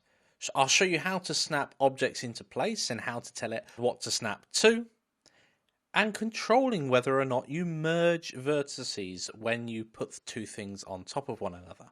So let's hop over into Blender. So I don't want to start adding random things to our pyramid. So let's open up a new Blender file. So I'm going to go and save my pyramid first. As always, saving is important. I'm going to go to New and load up a new Blender file. So we have one cube here. By default, snapping is turned off. And you can find the snapping tool along the 3D editor header towards the right-hand side. It looks like a picture of a magnet. And when it's turned on, it even looks more like a magnet, and that's exactly what it is. And we can see the shortcut is Shift and Tab. Now, this is one of those shortcuts which is incredibly useful because when we start moving our object, this 3D editor header disappears. So let's demonstrate that now. If I go and move my cube, you can see snapping's actually turned on and it's actually snapping to the grid in front of us. So it's moving one Blender unit at a time in a random direction. If we constrain it to Z, it'll be locked in the Z axis. So by knowing Shift and Tab, we can turn that on and off to our heart's content, even if we've started the movement without it being turned on. Perfect. So the other options, what else can we snap to? Well, we're going to need something else to snap this cube to, and we can pick faces, edge, or vertex. So let's generate another cube in our scene. And let's lift that up and we can see snapping's turned on. That's kind of cheating because of course I can align that absolutely perfect. There we go, perfectly aligned. But we want to know how to use these other options here. So let's make it not so perfect and dump it some random place over there. Because once you've done that and you start moving it with the snapping turned on, they won't line up again because it's one Blender unit relative to where its new position was. So if we pick a face and we can then move this model, I'm just using moving as an example, but it can be any one of the rotation, scaling, etc. If I move the cursor over this face and click, that cube is now against that face perfectly. If I wanted to be a bit more precise, I could go to edge. And when I go to move it then, do bear in mind the position of your cursor. It's going to be very snappy and jerk all over the place if the cursor's over the top of your object when you start the move. But if the cursor's away from your object, then you can place it over and you can see it ping, snaps into place. And now those two cubes are basically they're face planted together, which is great, and these edges are on top of one another. So I could grab it and lower it down to this edge, or I could be even more precise and going, I want to vertex, I want to snap to the vertex, and down in this bottom corner here. So again, we can move it and point it at that, and click. And now these two cubes are exactly aligned. The final thing to mention here is if we join these two objects together, so they become one object, and then go into edit mode, we can see they've still got 16 vertices. So let's go and combine another cube and see what happens when we've got the automatically merge vertices moved to the same location toggle turned on, and that's this button next to the snapping tools to the right. So let's generate another cube whilst in edit mode. Let's move it over there so we can see there's 36 edges. Now if we move it so it's against this cube and let go, it drops down to 32 edges and it's become part of the thing we've snapped it to. Now there are going to be times where you do want that to happen and there are going to be times that you don't want that to happen. Remember, if you do want to go back later on, you can always go down and remove doubles in your scene, but if you know that you want it to be joined together straight away, so then we can lift this one up by a Blender unit and create kind of a ducting type shape, then brilliant, you can do that straight away without having to go over and remove doubles and then do it. So one final thing with snapping. So I'm just going to add, I'm going to go into object mode here and just add another cube to our scene. And it's just placed it where the 3D cursor happens to be. I'm just going to drag it out of the way here. Now I'm going to turn the snapping to vertex, and we're going to use that, and make sure the snapping's on. And notice to the right of it, it says closest. Now what that basically means is if I start to move this, so I'm going to press the G key for moving, and I move it close to this edge here, you see it snaps. But I want this vertex, this one in the corner here, to snap to that one there. And you can see when I'm moving it, it's not doing that. It's moving the other one across. So occasionally you have to wiggle things about. Now that this vertex here is the closest to this one, when I try and move it and move my cursor over that corner, it snaps in place. And that's similar if you need to place something. If I need to put that vertex in that corner just there, and let's say I want to place it all the way over this side, and I just use G and move it here, you see that the cube ends up right on the other one, and I don't want that. So you need to move it to this side of it so that this vertex is closest, and then press G to move and move it across and snap it in place. So it can be a bit picky at times if one of your vertex is closer than the other, or edge is closer, and there are a couple of other options here, but generally closest is good enough to get you there. So play about with snapping and you'll soon get the hang of which bit will snap to what, and if you need to move something, like here, if I wanted to now move it to this one here, well, that's not what I want at all, so I move it across here, and probably going to have to shove it along here a little, and then grab it and move it across. I've now got it in place. So it can be a bit picky, but you'll get the hang of it in no time at all. So let's hop over to our pyramid and do a little challenge. So what would I like you to do with your pyramid? Well, we're going to create that ramp now and merge it in with the rest of our model.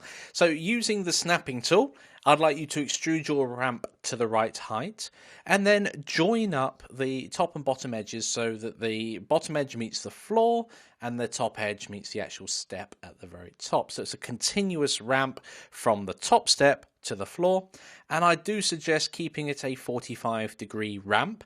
This is all part of planning our model, because if we make it anything but a 45-degree ramp, the steps that we're going to put on it in a bit will be much more difficult to make, because we're going to have to do a different ratio to step, not one up and one across. More on that later. Okay, so just so you guys know what sort of shape we're going for on the ramp, this is what my end scene is going to look like with that ramp on there at 45 degrees, as you guys can see here. So go ahead, pause the video now, and give that a go. Welcome back. Let's hop over into Blender. So let's open up our pyramid. Let's go ahead and select our ramp and extrude it up. But how far do we extrude? Well, let's have a look. Let's switch straight over into orthographic projection and have a look at our model from the side.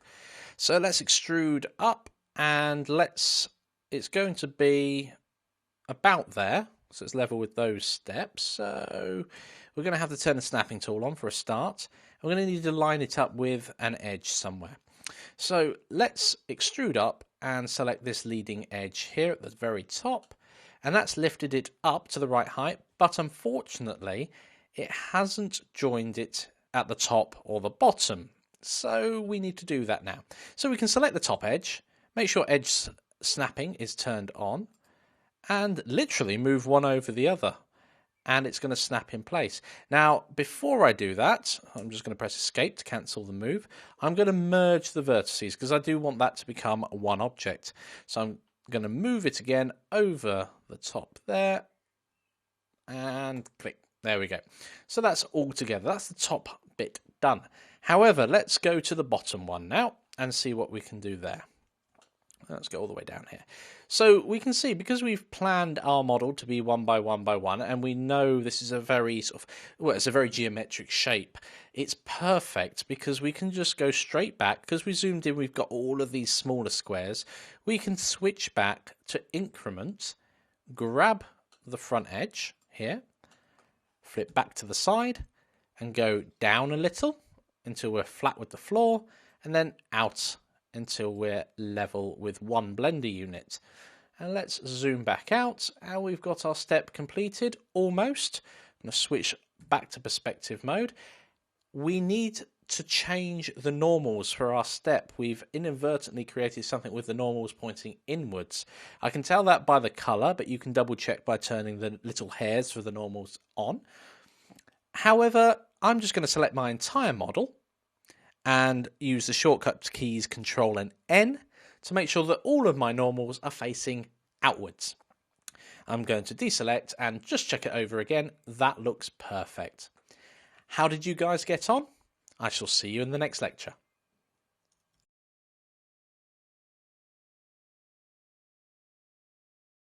Hey guys, it's time for an extra challenge because you already possess all of the knowledge you need in order to create these railings. So I've given you an example down at the bottom. Remember, this is your project. You can make the railings as tall, as narrow, as wide as you want. But do follow them through all the way from the ground all the way up to the building on the top. Pause the video now and give that a go. Okay guys, let's hop straight over into Blender. We have our pyramid here and we've got our ramp. So let's give it some railings. Now I know that I'm going to be using the two edges of the ramp to create some extra geometry. However, I know as I extrude over the top of this, I'm going to end up with a face underneath our faces. So the first thing I'm going to do is select that top face and get rid of it. So we're left with a nice hole in our model, but that's okay. The next thing we need to do is select an edge, and I'm noticing the direction of the arrow on the y-axis, so I know I'm extruding along the y-axis, and that will come out. It looks like I've still got snapping turned on. No need to undo everything. I just do Shift and Tab to stop that, and I want to move it in. I don't know. I'm glancing down now at the lower left to just have a quick look at the numbers. 0.2 feels about right, so I'm going to go for 0.2. And I'm going to do the same for this. Now, noticing the direction of the arrow again, I'm going to extrude, but this time again on the y-axis, but this time it's going to be a minus number, and it's going to be, I do want them to be equal, so it's going to be minus 0.2. And then finally, we just need to join these two edges up to form another face. I'm going to select all four to make sure it knows exactly where I want to put the face and nowhere else, and I'm going to press F. Oh dear, didn't want to do that. Let's undo that, because this edge at the top, it doesn't run all the way, nor does that one, so that should have been fine. However, it appears to have created a double face. So let's just do this edge and press F. There we go, that's exactly what we need. Finally, just in case I've created some loose geometry in there, I'm going to select my entire model and just remove doubles. And in fact, I've removed 4 vertices in that case. Right, so we now need to, we've got this here, so we now need to create the railings themselves. So in face select mode, I'm going to select the 2 outside faces, and I'm going to extrude them up, but not like that, actually up according to the world, which is the global up, so Z. There we go, that's exactly what I want. And I don't want them too tall, because that would look ridiculous. In fact, the taller those are, the smaller this pyramid looks. Now it looks like a kid's toy. Now it looks epic and impossible to walk up. So that looks like it's going to be about 0.4, 0.5, something like that. So I'm going to go 0.5. I'm happy with that. And finally, we need to bring the top of the railings, so no one falls off of this giant thing, of course. So I'm going to select those 2 faces there. I don't know if I've got the ability to select that one. No, I'm not zoomed in enough. There we go. So these 2 faces are selected, and I need to mate them up against this one of these faces here. So I'm going to make sure snapping is turned on. I'm going to go to face select. I'm going to press E to extrude, and I'm going to select anywhere on this face, and there we go, we have our railings. How did you guys get on? Did you get to that point there? Did you have any challenges whilst doing that? Hope you were successful, and I shall see you in the next lecture. Welcome to using the array modifier. In this video, we're going to introduce you to your first modifier, and that is the array modifier. We're going to let you know that they are non-destructive until you apply them. And finally, how to separate your geometry so you can work on the array that you've generated. Let's hop over into Blender. So here we have our pyramid, as always, because that's what we've been working on. I don't know whether you guys have been working on anything in between, but this is our pyramid, and we want to play with the array modifier. Now, over in the right hand side, if you've still got it open, we need the properties window open. If you've shut it, if you could bring open a frame and change it to the properties type, and you may want to drag these out a little more so you can see all of these different types of properties that we can mess around with. And we want the one that looks like a spanner or a wrench, and when we click on that, we've got this option here to add a modifier. If we select add modifier and go to an array, we can see it immediately generates a copy of our pyramid. But it doesn't exist yet. It doesn't exist until we click apply. So I'm going to generate 3 of these, and I'm going to change the offset here. Now, relative offsets means it's relative to the model itself. So they're exactly one of themselves apart in the x-axis. And if we have a look, we can see that the bottom of the stairs touches the rear of the pyramid each time. So we can change that. We can set them a little further apart if we want, and we can change the direction of which they're set apart. Isn't that awesome? So we've got lots of control over what we do there. However, these are all one object at the moment. If I scale one, they'll scale the others perfectly. So if we want to make a difference here, first of all, we have to apply. Modifiers cannot be applied in edit mode. Little secret, that's why I didn't want to switch over to object mode, so you could see that. You do need to be in object mode to apply this modifier. So let's click on apply, and now these 3, they're not objects, they're all one mesh. These 3 parts of this mesh are now real. We can start messing around with the geometry of each one. So in order to do that, we really need to separate them out. And there's a straightforward way of doing that. We do need to go back into edit mode, and then we have to select all of the geometry we want to put into its own area. So I'm going to switch into wireframe mode and then do a border select and highlight all of that. Now I've selected the other model there, so I'm going to go onto the top and I'm going to highlight all of our model after deselecting, because border select adds every time. There we go. Now I'm going to press the P key. And we're going to separate by selection. So now we've got pyramid 001. And I'm going to call that, excitedly, pyramid 2. In fact, in this case, it's almost not worth renaming them. But I am, because I'm going to do a big pyramid in the middle once we've separated them all out. So we've got that, and we just need to separate this here. So we're going to hop into edit mode on that object, and finally let's just go above everything and hit box select, and there we go. We've selected everything there. I'm going to go P by selection, and that's separated that out, and I'm going to make that one small. PYR. I really small pry, great. In all my rush, pyramid, there we go. So we've got a big pyramid, small pyramid, and pyramid 2. And when we select those, we can see they're now all separate objects that we can mess around with. So I can literally grab this now and move it to my heart's content and to where I want. So I can pop it over here. And for the purpose of this exercise, I'm going to constrain it to the XY axis. So I'm going to exclude it so it doesn't disappear into the ground anyway. I'm going to pop it over here. And then finally, I'm going to scale it on the Z axis. I can't really see what's going on, unfortunately. So I'm going to cancel that and rotate round. I'm going to scale it on the, there we go, scale it all the way up. So it's a super pyramid, but only on the Z axis. So it's going to look a bit funny, but that's okay for the purpose of this. This one, I'm only going to scale on the XY axis. So it's going to be lovely and flat. And as you can see, it's disappeared into the distance there. And if we make it like that, we've got our 3 different pyramids. Brilliant. And they're all separate. Now it's time for your challenge. Let's hop over and see what it is. Create your stairs. I bet you guys knew that was coming. So the steps themselves should run from the bottom to the top all the way. I want you to create your steps using the array modifier and finish with one mesh object at the end.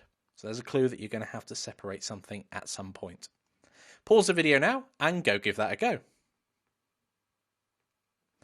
Welcome back. Let's create some stairs for our pyramid. So let's hop straight on over into Blender. So let's work on our pyramid 2, which is this one at the front. I'm going to leave the other ones in the background just for aesthetics. And I'm going to hop on over into edit mode. I'm going to start at the bottom. You could start at the top if you want. And I'm going to zoom in right to this front area here. I'm going to go to vertex select, and you can do this a number of ways, and I'm going to turn off merging vertices for the moment because I do want them to be separate. I'm going to click that vertex there and extrude. So I've just created an edge, basically, another vertex freely floating in space, but only on the z-axis, and I don't know how far to do it. Perhaps 0.2. Yes, 0.2 sounds nice, 0.2. And then I'm going to extrude it in the x-axis, again by 0.2. So that's going to be the outline of our stair. I'm going to select it there and here and extrude this way, and I'm going to snap it over here. So in fact, in this case, I'm going to turn on the snapping to edge and move it across until it's on this edge here. It's going to cause us a few issues. I only need to lock it in the y-axis. There we go. So now that's our step. We just need to multiply it several times. However, it's part of this pyramid at the moment, so we're going to have to select the geometry we want, and in this case it's just these two faces that we've created, and then we want to separate it with the P key by selection, and it's added it down here, so I'm just going to do that pyramid 2 stairs.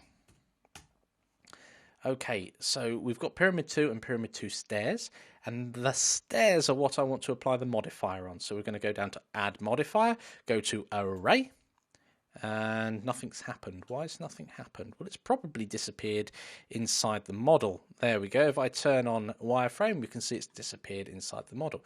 So it's actually going in the x-axis in the right direction. It's going 1 step unit there. We also want to go 1 step unit up as well. So on Z, we want that to go to 1.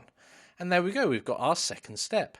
Now, I haven't a clue how many steps we're going to need to fill up our pyramid, so I'm just going to increase this number until it looks right. I'm just going to zoom around to the top. I think we need 2 more. Excellent. So in this case, with a step height and depth of 0.2, I need 35 to get to the top of mine. Now finally, because they don't exist yet, only the bottom one does, I'm going to apply my modifier. Now I can go in, and if I wanted to, edit these ever so slightly, so I can make one higher, one lower, etc, etc, if I wanted to. I don't, but what I do want to do is now merge these two objects back together. So I'm going to hop over into object mode, select our stairs and our pyramid, and press Ctrl and J for join. They're now together, and unfortunately it's named pyramid 2 stairs. I don't want that, it's just pyramid by itself at the moment. And there we go, we've got our pyramid with stairs. That's great. How did you guys get on? See you in the next lecture.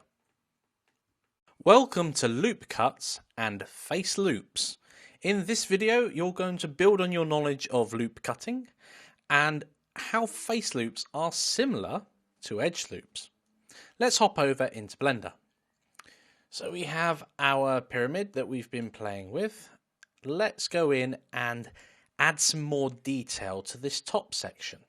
So let's hop on over into edit mode and let's zoom in here. Now, when you hold down Ctrl and R, you enable your loop cutting tool. Now, before we click to actually apply that cut, we can use the scroll wheel on our mouse in order to increase the number of cuts. And that can go up and up and up and up and up. And we can see in the lower left that there's 35 cuts there. That's a bit too much for this exercise. So we're going to lower that down to maybe 3 or 4. I like 5 actually in this case. I'm just thinking of what I'm going to do later on.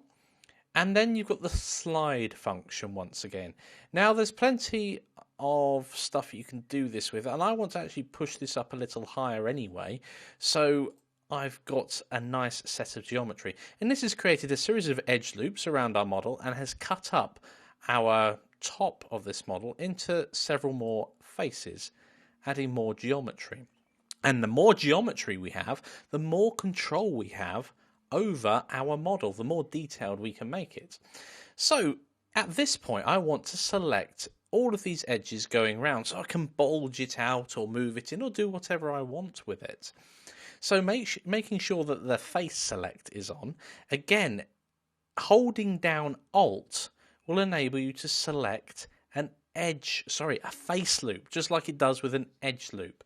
And if we click towards the edge, the left or right edge, it will go round the, let's call it a cube for the moment, it's not quite, go around the top this way. If we click towards the top, then it will follow it will follow our model round there. So that's great. We can alter things very quickly. And similarly, if we wanted to alter the height of one of these steps here, we can select a edge loop towards the edge. There we go, got it. And now we can do whatever we want. We can pull that edge loop up and make it some sort of funky hidden thing. We need to fill in some geometry if we did do that. But you can see how powerful that would be. So I'm just going to undo that so our pyramid's not too crazy so you guys can follow. It's challenge time. I'd like you to create some temple detail. So to create some extra geometry at the top of the pyramid, that little square bit at the top, and modify that geometry to make it a bit more exciting. I'm going to leave what you want to do to what you want to do. All that I do ask is that you don't make it too exciting around the top of the stairs, because shortly we'll be creating a door into our temple. And if it's too exciting around there, it's going to be more difficult to make the door. But go wild with it, make it as crazy or as pointy or as large or small as you like. Go for it. Pause the video now and give that a go. Okay guys, welcome back. Let's hop over into Blender. Let's see what we can do to the top. So I've already put lots of cuts in there, that's great. I'm going to face select and I'm going to hold down Alt and select this top ring here. And I want to, I suppose it's scaling it out, but not up and down, so I want to limit the Z. So we want to eliminate that by holding down Shift and Z and pull that out. Now that seems to be, that's not quite what I want because I still want that lip at the very top, so I'm going to have to do something else first. So I'm going to extrude into the same location. So I'm just going to hit 0 to make sure it stays in the same location. And that has generated an edge. We won't see it at the moment because they're on top of one another. But now when we scale outwards, we've actually got some extra geometry that prevents the top. I've zoomed in far too far, sorry guys. Let's scale that out again. I've created an extra bit of geometry which means that it's not going to bend the rest of it as we scale out. So I'm happy with that, and let's do just another one around here. But this time I will bend it, so we'll do it slightly differently. So let's scale this again. Oh, zoom out, and it's going a bit crazy there, isn't it? So let's scale that. But this time I do want the bulge, but I don't want it over where I'm going to put the... Oh, no, that's fine where the door is there. And I want to snap it in this case so it's level with the roof line. So that's absolutely fine. I'm going to have to pick a different snapping point, a face snap. So let's scale that out and draw along this face. No, it's not liking that. Let's try a vertex select and scale that out so it's on this edge there. So that was the best way of doing that. So now they're the same width as one another, but slightly different. Excellent. Final thing to do on this top here, I'm going to lift it up just a little more. So I'm going to extrude again, and then I'm going to scale inwards. So it's got a bit more of a chamfered top. Excellent, that will do for the moment. That's in keeping with the rest of our model as well. How did you guys get on? I really want to see what you made from the top of your temple. Post it in the discussions, and I will see you in the next lecture. Take care. Welcome to Subdivision. In this video, we're going to go through what Subdivision is, and also cover the dangers of Subdivision. So let's hop over into Blender. Let's pick a very straightforward surface. Let's go for this one here. Now, when we have a look at this, we can go, once it's selected in edit mode as a face, because we're subdividing a face at this point, we can also subdivide an edge as well. And it's simply going to cut it up equally.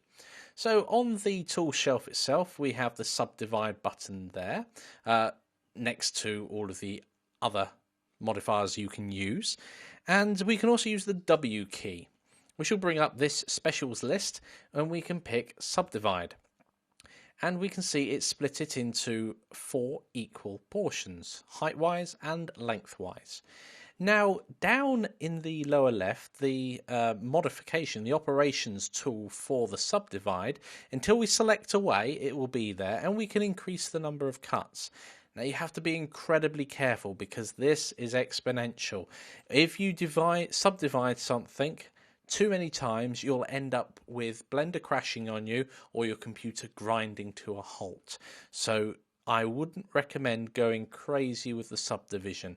If you need more detail in a certain area, like let's say this lower left-hand corner, go in and subdivide something else. So lower left-hand corner here, let's go in and subdivide that, and then subdivide that, rather than cutting the whole model up into smaller pieces.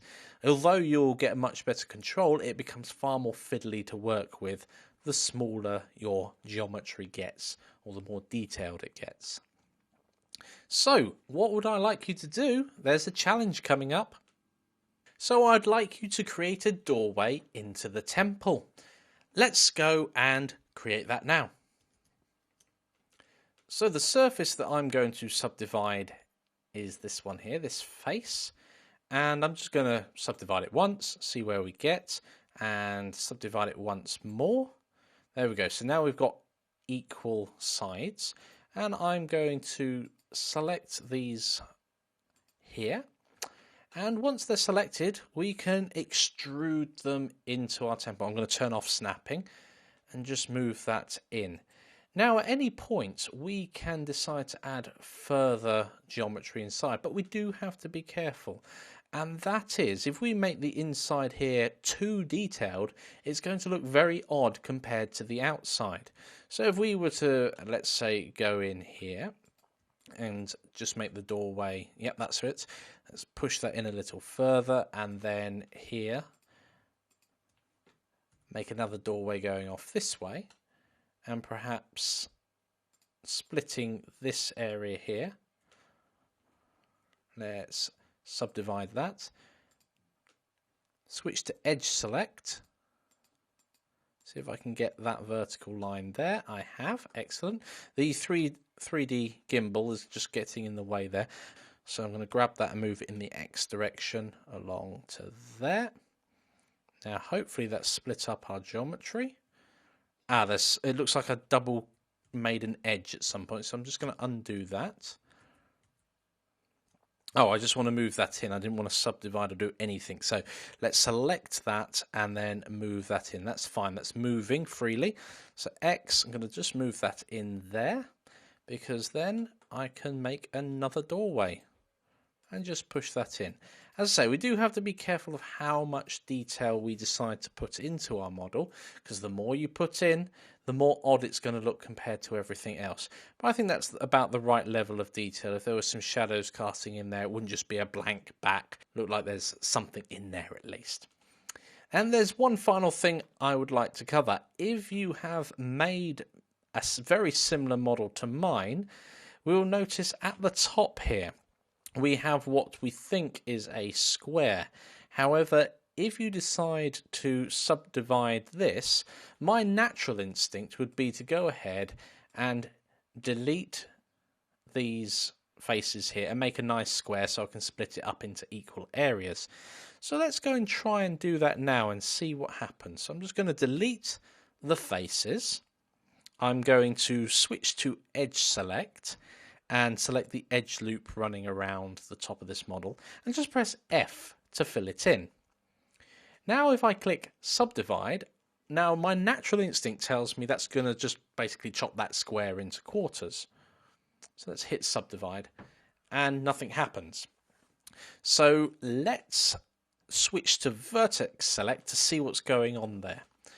And we can see that this square is in fact not a square.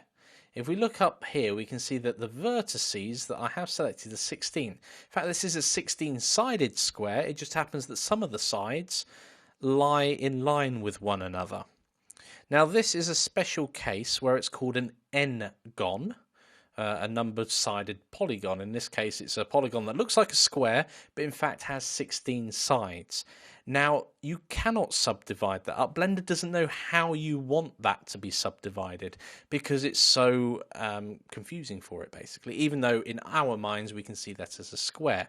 So in order to create geometry on top of our model, we're going to have to create it separately and then manipulate it on top of our model. So let's go ahead and do that now. I want a couple of pillars on top here. So I'm just going to undo the subdivide because I really don't want all of those vertices on top of my model, and in fact I'm just going to undo it all together so I can play with this area here.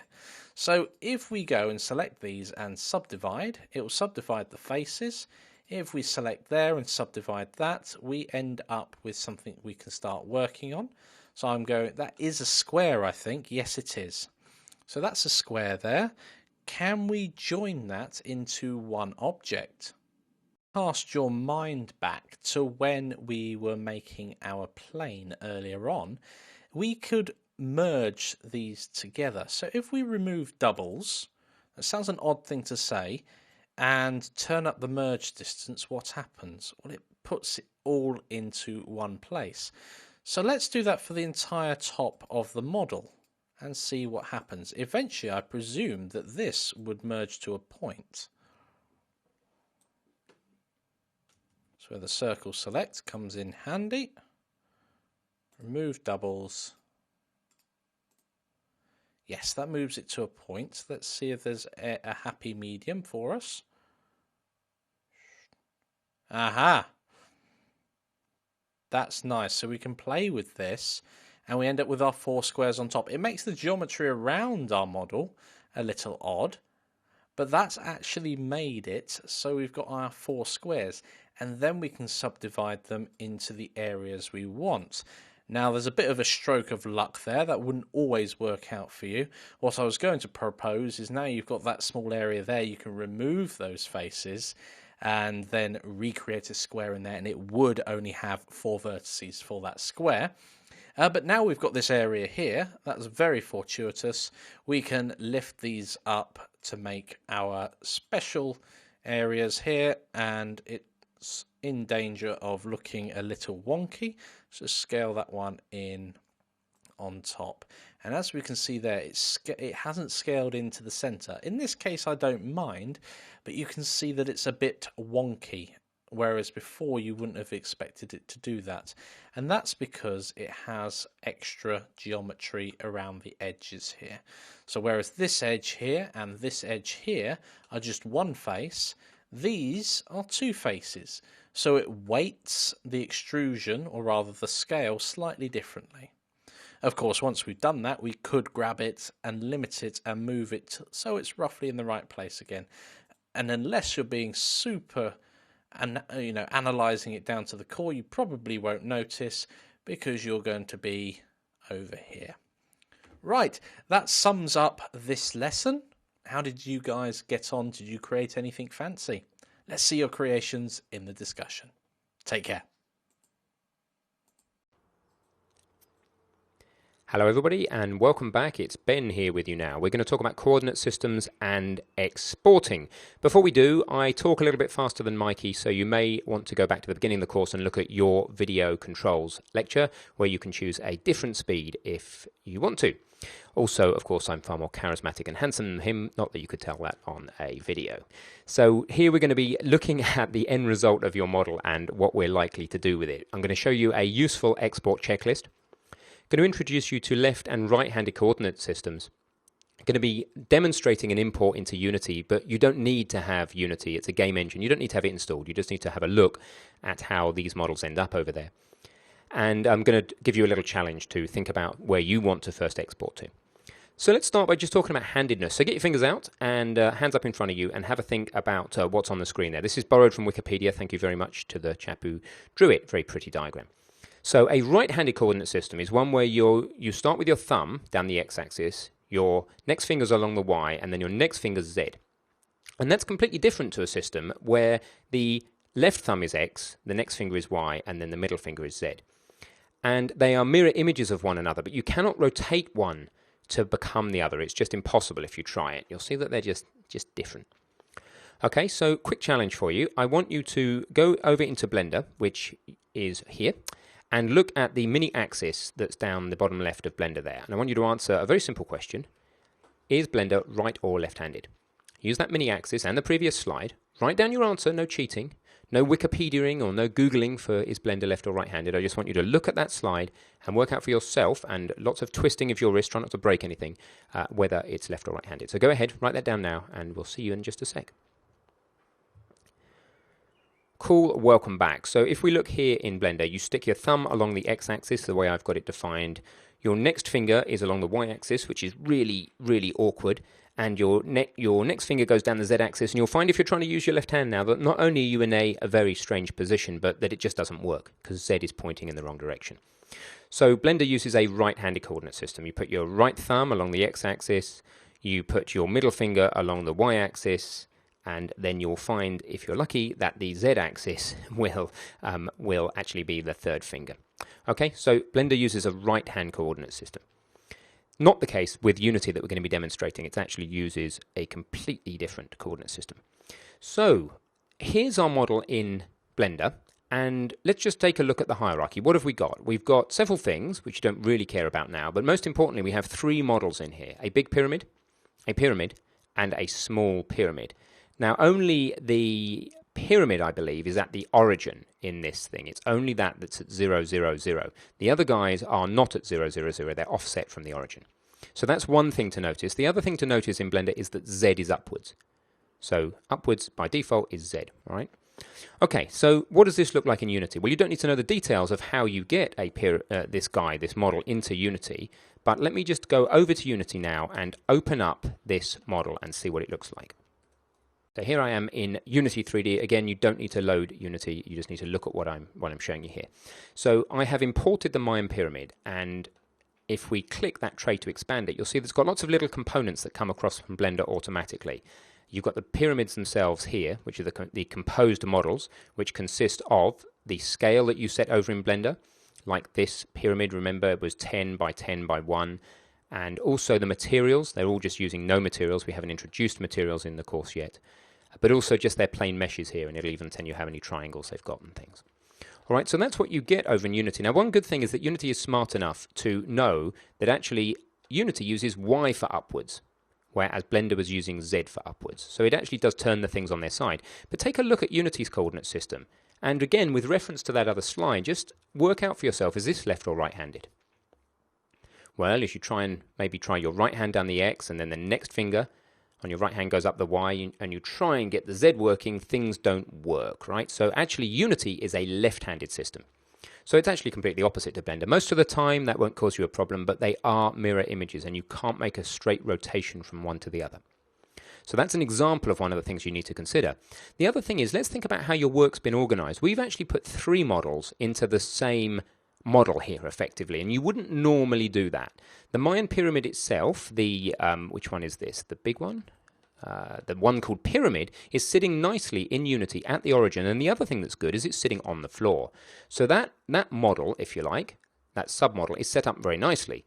We would want to consider whether the thing that you're exporting to can handle the scaling. Okay, here in Unity, and more importantly for you guys over in Blender, this guy is scaled. Remember that you set a scale. Where is it over here?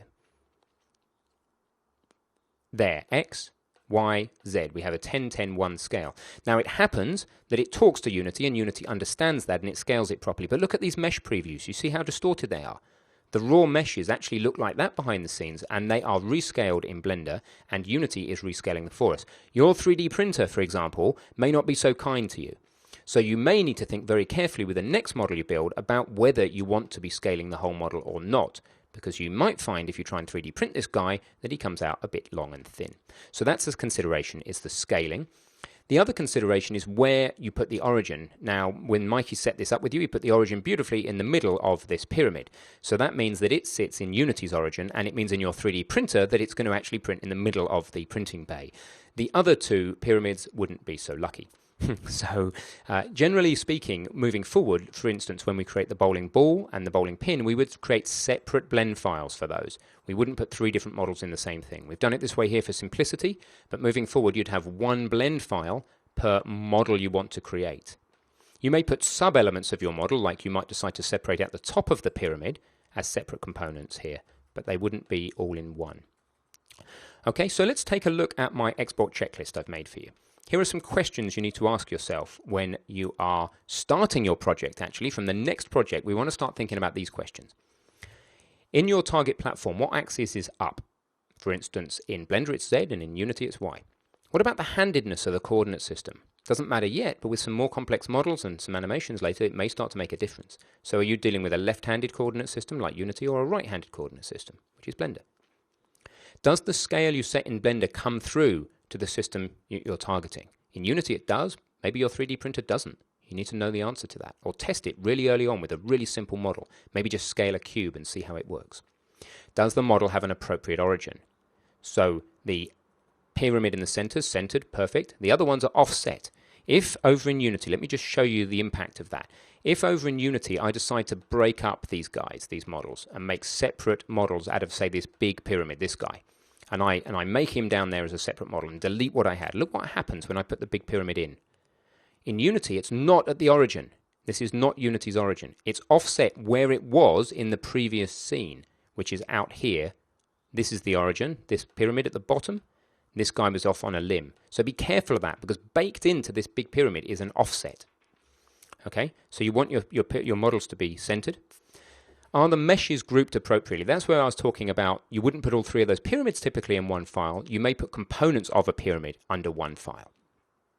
And is the model closed? How about the base? Well, that becomes important in 3D printing, as we'll see later.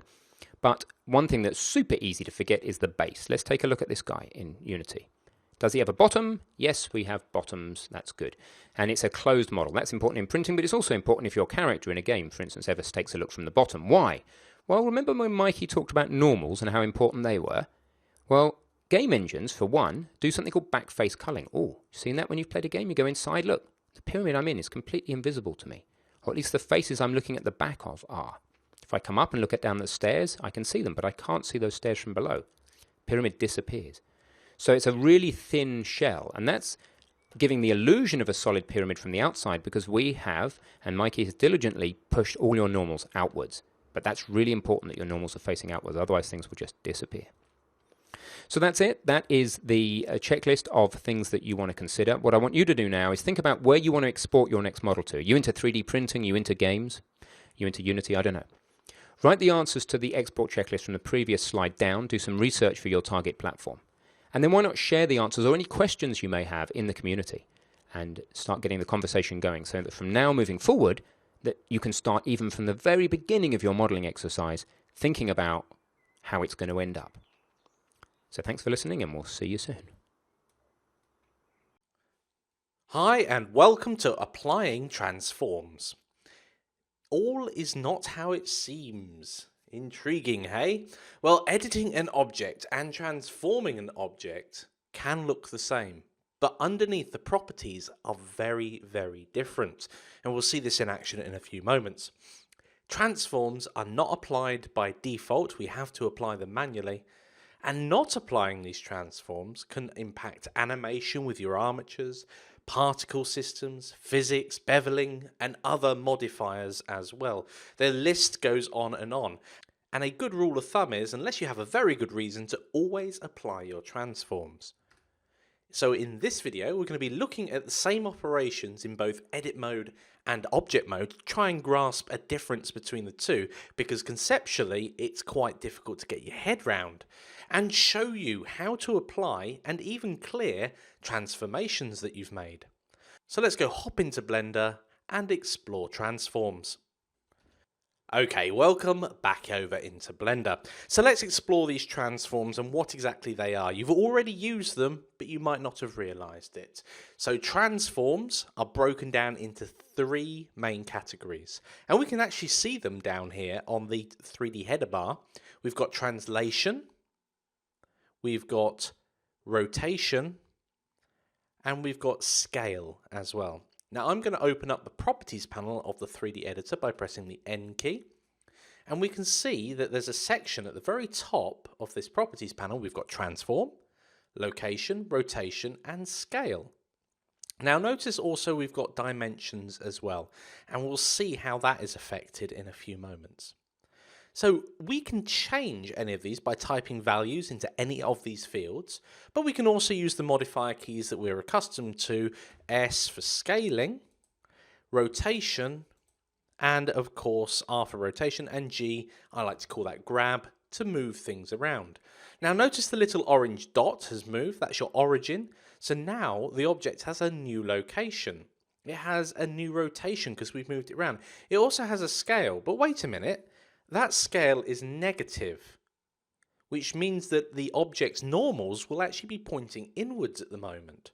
And we've got some dimensions here as well. Notice they now say 8.955.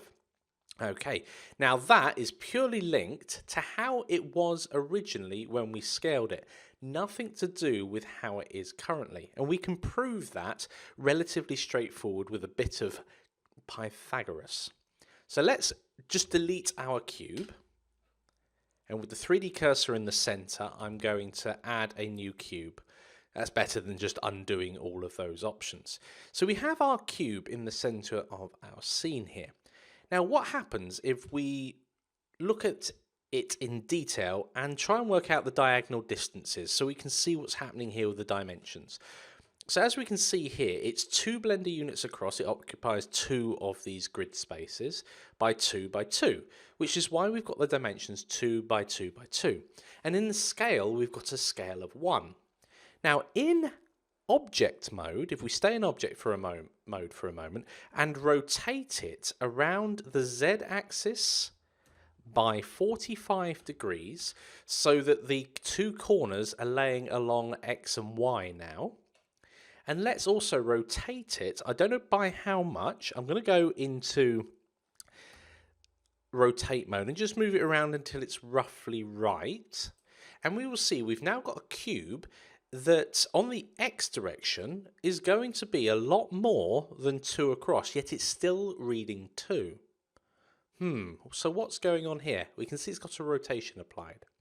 Let's create a new mesh object. So I'm going to use Shift and A and add in another cube so we can compare. Now I'm going to move this one across here. So we're going to have a location on there of -3. We will apply that location first of all, so we've got zeros throughout. So on the object menu, we can see we've got apply, and then we can go up to location. Now notice that has moved the origin back to 0, 0, 0. That may not be ideal because the origin is used for lots of other things as well, but we'll play with it for a moment. With this new cube, I'm going to do exactly the same operation I did with our other cube. So let's go into edit mode first of all, because now we're editing the mesh data itself.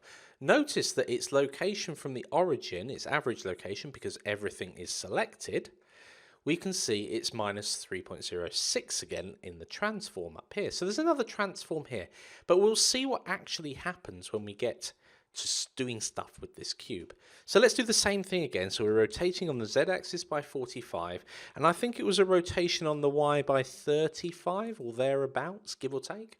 Now this cube, or these cubes, I'm going to go back into object mode here, we can see we've now got an x dimension of 3.464. Now if we do the maths, this cube here is 2 by 2. So 2 squared plus 2 squared, this diagonal across here, across this face, becomes √8. That's just Pythagoras. So we've got, let's go to wireframe mode with the Z key. This corner to this corner is made up of a side that is 2 in length here and √8 here. So again, that's 8 over here. So if we square √8, we get 8, and if we square 2, we get 4. So this diagonal here, following the z-axis, should be √12. And if you do the maths, √12 is 3.46. Okay, I'm going to press Z to go back into solid mode. Now, if we select this other cube with the right mouse button, we see the dimensions haven't changed. Okay. So this is something to bear in mind, that if you've actually played with your cube like this and haven't applied your location, rotation and scale, you can end up with some very weird artifacts. Scaling does impact particle systems and the physics engine, and so does rotation, in fact, a lot of the time. So do bear that in mind if you are operating in object mode, doing all your scales and resizing. Now, in general, I tend to do all of that when I'm editing a mesh object. I'm in edit mode rather than object mode. Now let's go ahead and apply all of the transforms using the shortcut key we just learned, which is Control and A. We get the menu up that we had before, and when we click any of these, let's say location here, we can apply its location. Now it's already at 0, 0, 0, so that's fine. But in the operator panel in the lower left, we can also apply the rotation and scale straight away. And have a look that we can toggle these on and off whilst we're here. So if we toggle the rotation on and off, we see that the rotation flicks in the properties panel here from 0 degrees to where we positioned it, but also the dimensions change to something more like it. So once we've done that, that's it. We can clear off and do whatever else we want to do. So if you scale something, rotate something, or indeed just move it, notice here now we're rotating this cube because we moved it and then applied the location earlier. It's now rotating around its origin, which is smack bang in the middle. Whereas this one, when we rotate it, is rotating around its origin still, but in a completely different way. So you can see the impact of applying rotation, relocation, and scale. The final thing here, let's get rid of these two cubes and add a brand new cube. Hey, new cube, excellent. So now the new cube is here. Let's play with doing everything we need to do, but this time only in edit mode. So if we need to scale something by that much, rotate it by this much, this is all arbitrary of course, and move it over here, that's a completely different thing to doing it in object mode. It's very important to note those differences. Notice that our location, our rotation and scale are all, well, 1, 0 and 0 respectively, but the dimensions have changed. Getting rid of that cube again, if you do decide that your scale and rotation and your moving of an object, i.e. transforming it, if that's not good enough for you, you can clear that rotation, location and scale. The shortcuts I'll go through in a moment, but in the menu we can go to Object, Clear, and we can see here location, rotation and scale, and we've also got origin as well, and Alt and O. Now it's strange that the other shortcut keys aren't actually listed here, but we know that moving, rotation and scale is, location is G because we're moving it, rotation R, scale S. Okay, so let's hold down Alt and at the same time press S. There we go, we've cleared the scale. If we go Alt G, it will clear the transform, and if you do Alt and R, it will clear the rotation. Sorry, I said transform, I meant translate. Okay, so now we've got our cube back in its default position. So you can both apply and clear transforms. Now this will become very important later on, especially in the animated lamp section and also in the fluffy bunny section, and when we get to physics much later on in the course. So do take note of this. This is one of the key things that can go wrong when you're, especially when you're animating at that early stage in the animated lamp. It can be really confusing because your model will blow apart.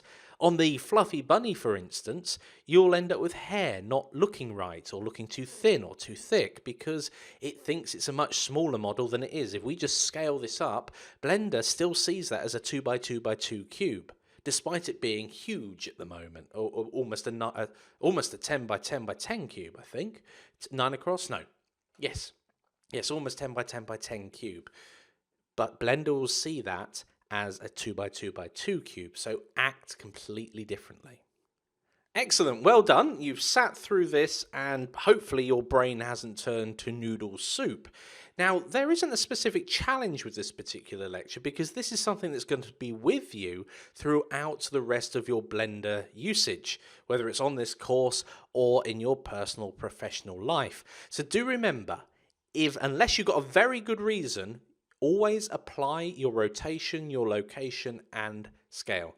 Do be careful with the location, however, because it can move the origin. So you may have to move the origin back to the object afterwards.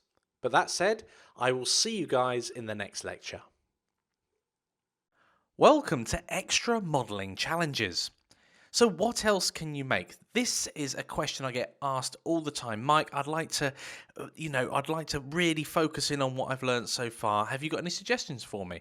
Well, perhaps the backdrop with the Tyrannosaurus Rex and the low poly trees and mountain is a bit of a stretch at the moment, but very soon you'll be able to do that. But we now have a lot of basic modeling tools to hand, which means that we can start making some basic models. Don't worry, those that are itching to learn more, there's plenty more to come, but now is the time to reinforce our modeling knowledge. Not just leap onto something new, but practice what we've learned and practice it properly. So I'm going to jump straight into a challenge here. Extra activities. I'd like you to go and pick 3 objects that consist of only 1 or 2 parts. And for the reason for that is because many of you will go off and try and model something that's too complex, and that will make you feel bad if you go and do that. Let's stick with simple things. Go to your kitchen drawer, open up the cupboard, see what's there. Simple things. And remember, representations of those. So we're modeling them to a basic level of detail, or LOD. What we don't want to do at this stage is start really focusing on high detail. I know some of you will want to do that straight away, but really learning low detail modeling is going to make your high detail modeling much better, because at a lower level you're able to iterate the process much more quickly. Share them with us. I love seeing, and the rest of the students love seeing, your models. So make sure you come over to the community site and share your models over there. Now don't worry for the eager amongst you, more complex models and scenes, well, we're going to be dealing with those later on, not in this particular section. So go ahead, pause the video and pick those 3 objects that consist of 1 or 2 parts and crack on modeling. Okay guys, welcome back. I'd like to show you the couple of objects that I've modeled in a very low detail manner, and for that we're going to have to hop on over into Blender.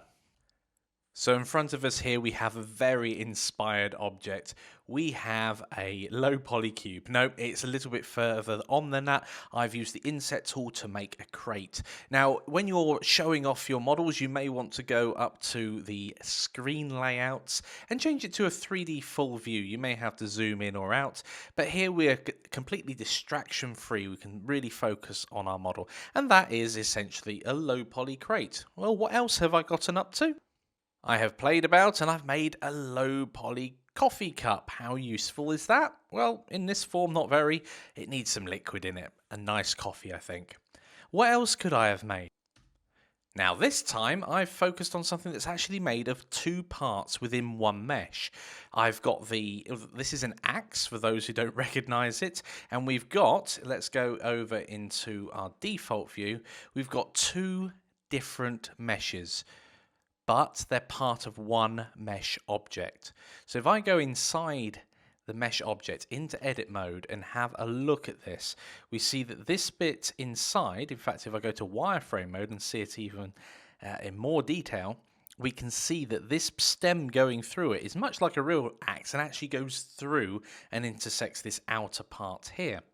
Now later on we can get to colouring those in, etc. But this is an example of 2 meshes in one mesh object. And tut, have you noticed that it's still called cube? It would be great if we get into the habit nice and early on about calling things what they are. So this is now in fact an axe. I'm pretty sure I'm guilty of that in other places as well. And finally, a simple oil barrel. Now rest assured I don't have oil barrels lying around my house, but I just like them. I don't know why. I think they're a really cool shape.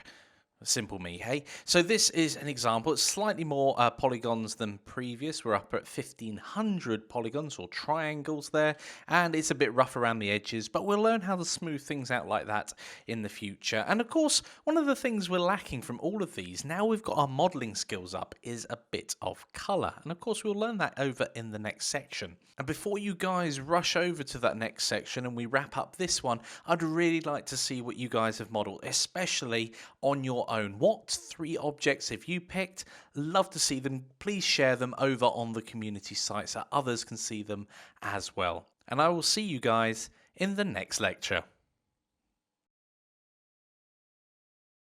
Hey guys, well done getting this far in the course. We know you're doing great because we see your creations in the discussions. If you're not already posting in the discussions, then please go ahead and do that, and also ask questions in the discussions. So, once you have finished this section, there's other things you could do. What are they, Mikey? Well, go ahead and use the skills you've got so far to make some more models. Go off. We've already made a plane and some other things. Go off and perhaps find some kids' toys and use those as reference material and make those up in Blender as well.